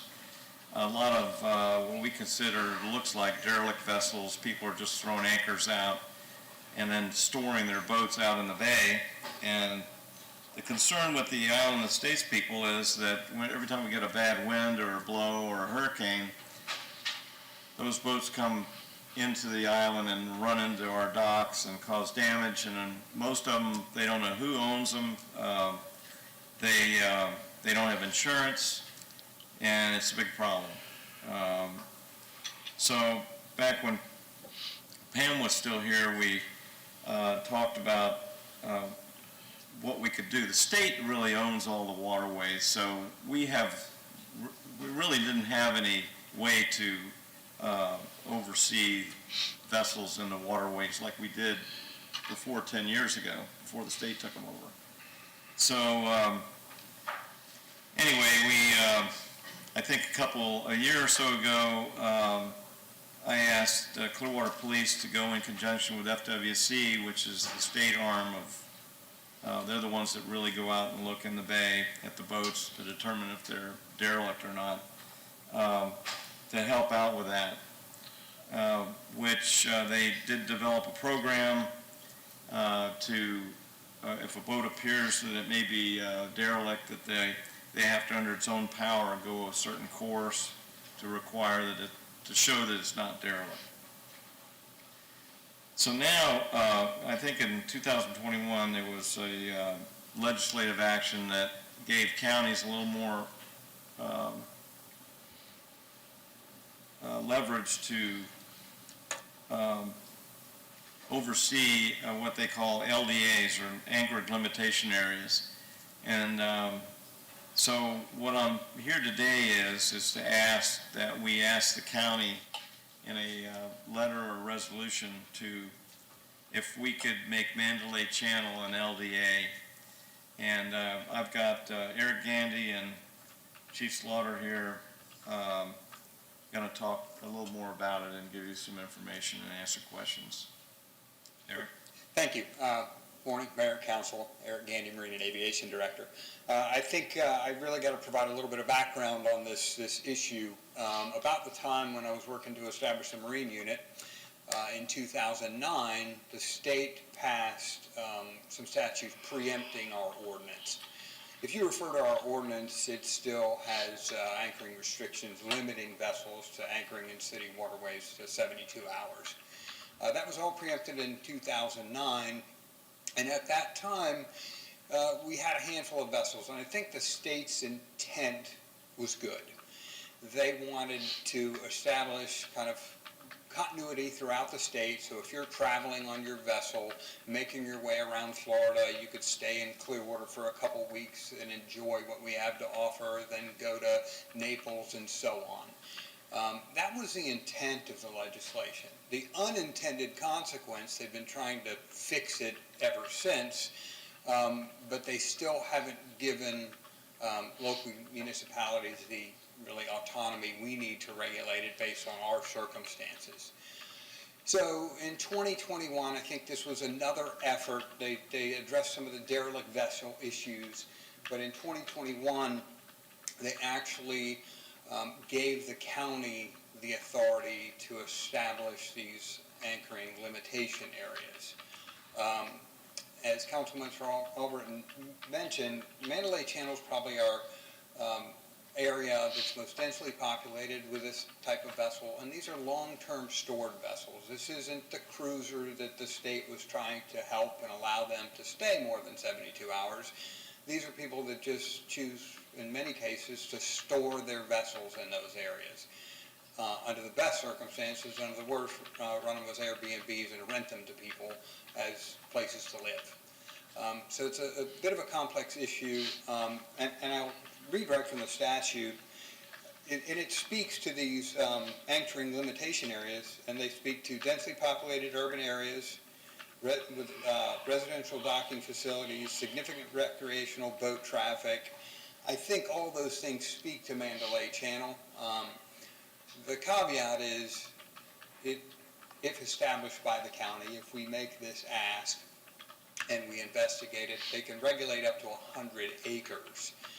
We would have to get a legal description of the area, and for everyone's edification, if you're going across a small bridge to Clearwater Beach and you look north, that is Mandalay Channel that extends to essentially the end of Island Estates on the east side. So we'd have to take a look at that and determine, the total size there, but I think it's under the 100. The other thing to contemplate, when we regulate that, it's going to displace these folks. Where are we going to displace them to is a question. And I had a conversation with the county waterway safety manager about that very topic. I don't know the exact mechanism for this body to ask the county. Would it be a letter? Would it be a resolution? Or should we come back after meeting with the county and kind of having conversations about this at the city management level, my level, and then come back with a suggested resolution? I'm not sure the vehicle, but I think Chief and Melissa can speak to some of the reality of the situation we find ourselves in. I looked through some old photos when I was the district commander out there, and we had one vessel in Mandalay Channel. And I got frequent complaints about that one vessel because they were living aboard and had some oil leaks and problems. But since that legislation was passed, it's just been a proliferation of these vessels throughout our waterways. So I think Chief has those numbers, and he can speak to that, and then we can kind of regroup on the mechanism to make this ask. Well, I think the sequencing should be that we talk to the county first to see how they want that message delivered. I think that's the more sensitive way to do it. Mm-hmm. Would you agree with that? Yeah, I just wanted to get a conversation going about it and move forward. Can't they do up to 10% of the total waterways within the county? Total navigable waterways, which is a lot. I mean, so that's quite a bit. It's not just in navigable waterways. Wouldn't just be the channels. It would be anything that you could navigate over safely, effectively. So would we want to expand this beyond just Mandalay Channel? I think there's maybe the Tarpon Pit south of the cause. Yeah, I think there's a potential for that ask. I think the question becomes of the county, as you saw with the hoops I had to jump through with Stevenson's Creek. The permitting of these things and the marking and the costs and then the enforcement, which I think Chief can speak to, it would be a county ordinance regulating that. So there's I think it gives us some hope, but there's some things we have to work through. But if they have a 10% limitation, don't we want to get in on the front end of that? Yes, that's right.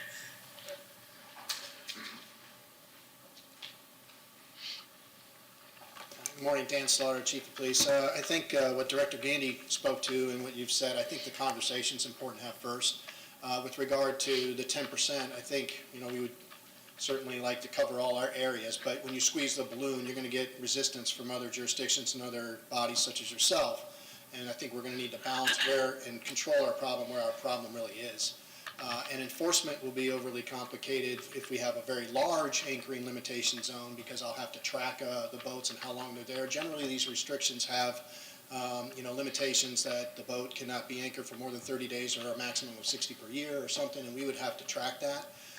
And we're discussing some of the strategies that would be needed to do that, which probably would be certain cameras to monitor general areas like Mandalay Channel to do all of the waterways.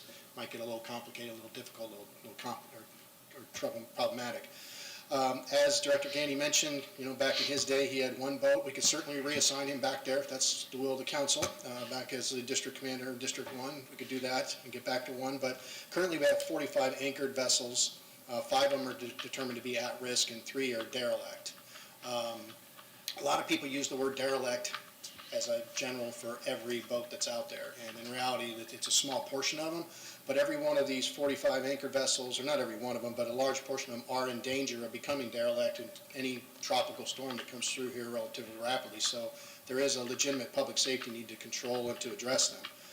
Our challenge also with dealing with the derelict vessels is the removal process. The removal process is a complicated process. It costs a lot of money to remove these vessels, and even the ability to get a contractor that can remove them has been overly complicated. We have a contract with the company called Divecom, which is essentially the only company that does this type of work. Their capacity to help us and assist us in a timely manner is overly or takes too long. They have limited resources. When you take the at-risk vehicles, you have to be able to take or at-risk vessels, you have to be able to take those to an area where you can store them. They don't have any capacity to store, so really they only help us with the derelict ones. And so that's why sometimes you'll see the derelict ones that'll be on shore for months while we're waiting to get their removal. So I did have a conversation with not a vessel removal service, but some other constituent groups that have businesses that I think there might be the ability to create kind of a collaborative group that is able to provide removals, but I got a lot more work to do on that to try to facilitate that in a more timely manner. So that, maybe we have one contractor that helps us with the removal, one that helps us with the destruction, so kind of break it up into pieces so that I can hopefully move a little quicker and use some capacity that's in the market that doesn't exist. So we're going to continue to look at that, but we also want to try to really evaluate the ability to restrict the live aboards in these particular areas.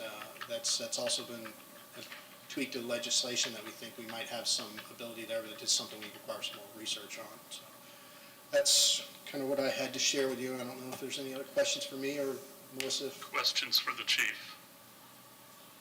Vice Mayor. I just want to make this statement. We've had this conversation before, but since you brought it up about what to do with vessels you've confiscated or that are derelict, and we worry about storage.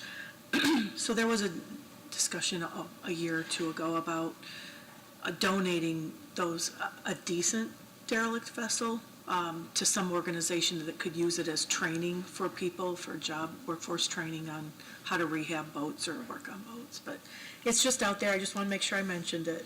I appreciate that. That is, it's a neat idea, and I think the intent is wonderful. I think it would exaggerate my problem. Yeah. And to even kind of, take that even a little bit further. Like this last week, we were dealing with a boat that is in poor mechanical condition that somebody tied to a private dock at the end of Palm Bluff, and we were concerned about it. We were trying to put in the wheels in motion to address that. It takes notices and time, and that boat now is taking on water. And now where I was gotten to the point where I was ready to remove it, by the time I got ready to remove it, now it's taken on water. Now I can't get it out, and that is, in my mind, a significant environmental hazard. That thing is leaching chemicals and lead or whatever else is in the keel of these things, and is, in my mind, can't be good for the environment. So it is in my interest to at least try to get them out as soon as possible. Councilmember Albrecht. So I guess my question would be, when could we set up a meeting with the county on this? I think it would take a higher level meeting, obviously. I've spoken to county waterway safety. I think perhaps, and I can get with this prior and discuss if we could have a meeting at city management level and county management level. And I think that's probably a starting point for this, and I could go, and certainly Chief or whoever he would assign to do that, and then County Waterway Safety, and have kind of a collaborative conversation on where to proceed. I'd be remiss if I didn't, and Chief spoke to it a little bit about Palm Bluff. Just a public service announcement. If one of these things drifts up to your dock, do not tie it to your dock. It effectively becomes the homeowner's problem and the property owner's problem. Because by tying one of these things up to your dock, you think you're preventing damage from something to somebody else's property, or from this thing from sinking. It becomes effectively derelict, and we have to follow the 60-day process. So it is an entanglement in this area of regulating these things that I just thought I'd mention that. Call law enforcement, call FWC if you see a boat adrift, and don't take measures into your own hands under those circumstances. Certainly life safety is important if there's people on board and those kind of things, but don't tie it to your dock, because you end up stuck with it. So I've had a lot of complaints from people, as you know, because I've been talking to you about it.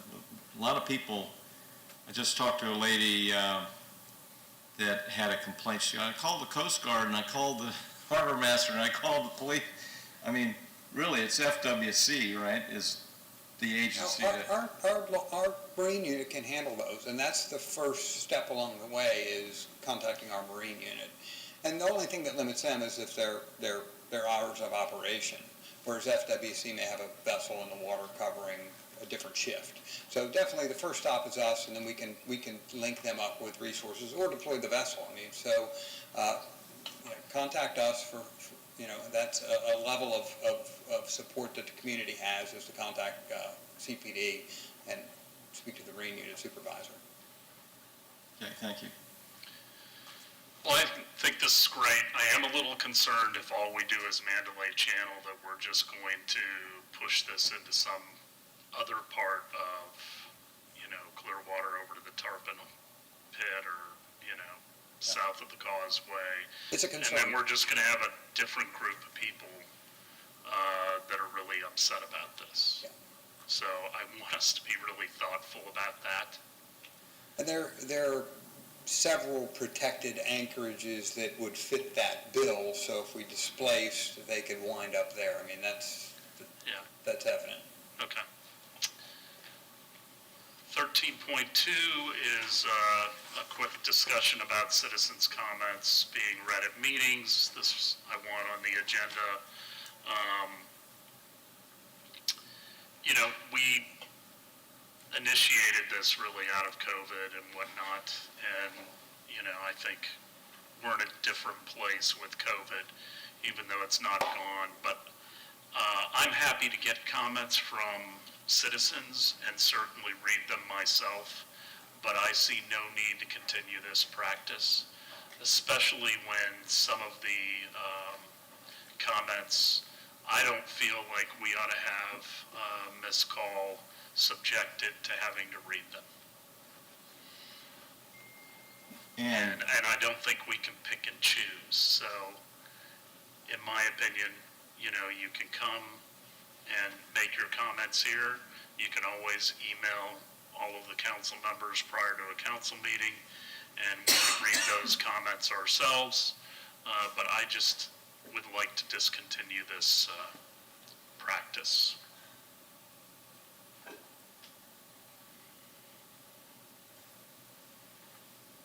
Councilmember Albrecht. I think the thing that really annoys it is when somebody has a dissertation on an email, and then Rosemary's got to read 10 minutes of a letter, when if you come in person, you only have 3 minutes. Well, we've cut it now. She's timing it. So she only reads the comments for 3 minutes. So I agree that they should just be sent to us and let us read them, because then you're going to get complaints that you didn't read all. In fact, I think we got one today. You cut me off, you didn't read my whole thing, so. Ms. Gall? Just to add that while you're thinking of making a change to the council rules, it would require it to come back for a resolution, but I would like council to consider, so that it doesn't negatively impact those individuals who like to utilize the e-comments, that they understand that they would still be part of the record, so they would be added to the minutes like they are now, and maybe council consider a time frame to cut off so that they submit those comments beforehand. As an alternative, I can just say that 5 comments in support or 3 comments in opposition were received for the item as an alternative, but Well, I read the comments when they're on here, you know, they're categorized as for, against, or neutral. So it's not as though they're not read. But the public does not see that. And that's the main thing, is that the public does not see that portion of it, but they would see it after the fact when they're part of the minutes. But I think a reasonable cutoff would be noon on council days, you know, so that you at least have 6 hours between the cutoff and when we meet. Vice Mayor? I would agree. I think noon on council days is fine, but I think they need to be attached to the agenda so that people can read them prior to a meeting or while they're sitting. I would not recommend that. I will defer to the city attorney. I can't change the agenda once it's published. That's one issue that we have. But 2, you don't want them to act like a blog. And so that's one of the reasons why we've never published those comments. It's really just provided after the fact as part of the record. Okay. Mr. Margolis? Yeah, I mean, there's a lot of things that go into this. So I mean, I think if we start statutorily, every citizen in Florida has a right to have a reasonable opportunity to be heard on any proposition that's coming before the council. And I feel confident that this council already provides that with citizen comments. People literally show up, particularly in Clearwater where we have meetings in the evening. I know a lot of cities that do it in the daytime, which is a lot harder than folks to attend, but we schedule all our meetings in the evening, which tends to work out better for most people. So I think we have a pretty good process for allowing citizens to be heard. As far as people submitting comments remotely, either because they're not available to come to the meeting, maybe they don't want to come to the meeting, a lot of different valid, reasonable reasons for people to submit comments in advance.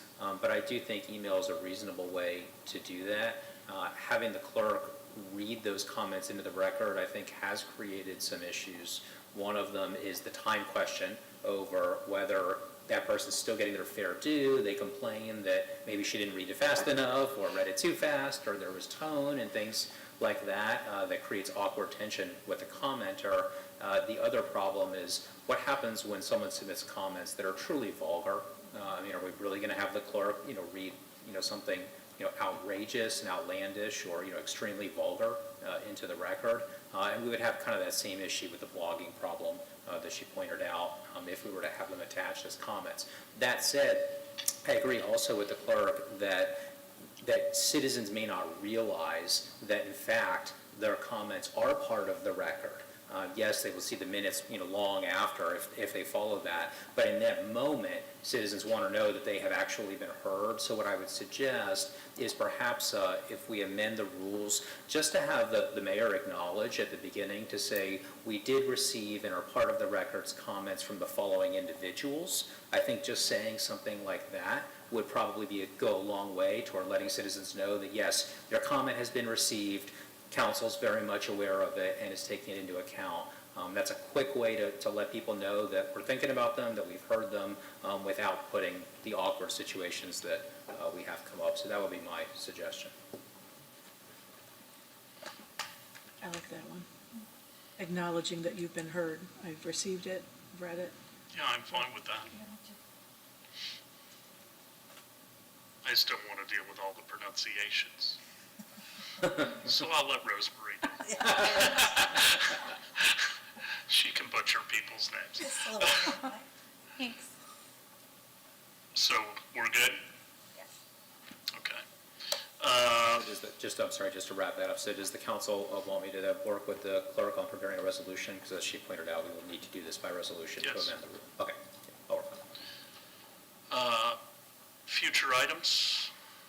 Councilmember Albrecht? Yes, I brought an item, we did talk about it, but I'd like to bring it back because I think we got some new information on the causeway mangrove pruning, especially removal of the invasive species. We did get another bid by O'Neill for that, for the invasive species. And I'd like to talk about that and see if we can agree on maybe putting that into effect. Okay. Other items? Yes. I'm not sure if it should be for a work session or a meeting, but I would like to discuss city council salaries. I was thinking work session would be better. Well, I think it's something we can also have the charter review look at, so we can discuss that on Thursday. They always look at it. I mean, there's some topics that every single time they meet, term limits, districting, salaries. I don't think they're going to do strong mayor this go around, seeing as we had that vote that was pretty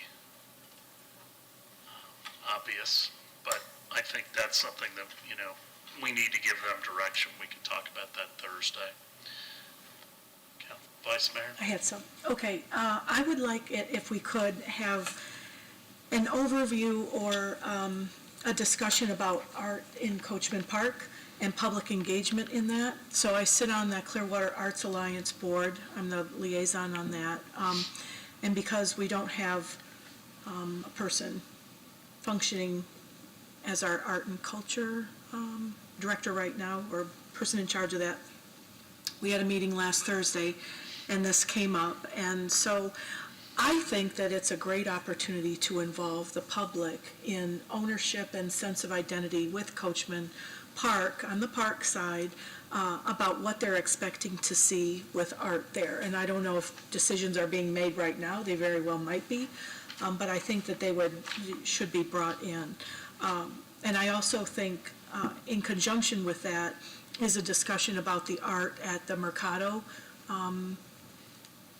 Square part at the East Gateway, to really be intentional with bringing residents in to help shape what goes there for art.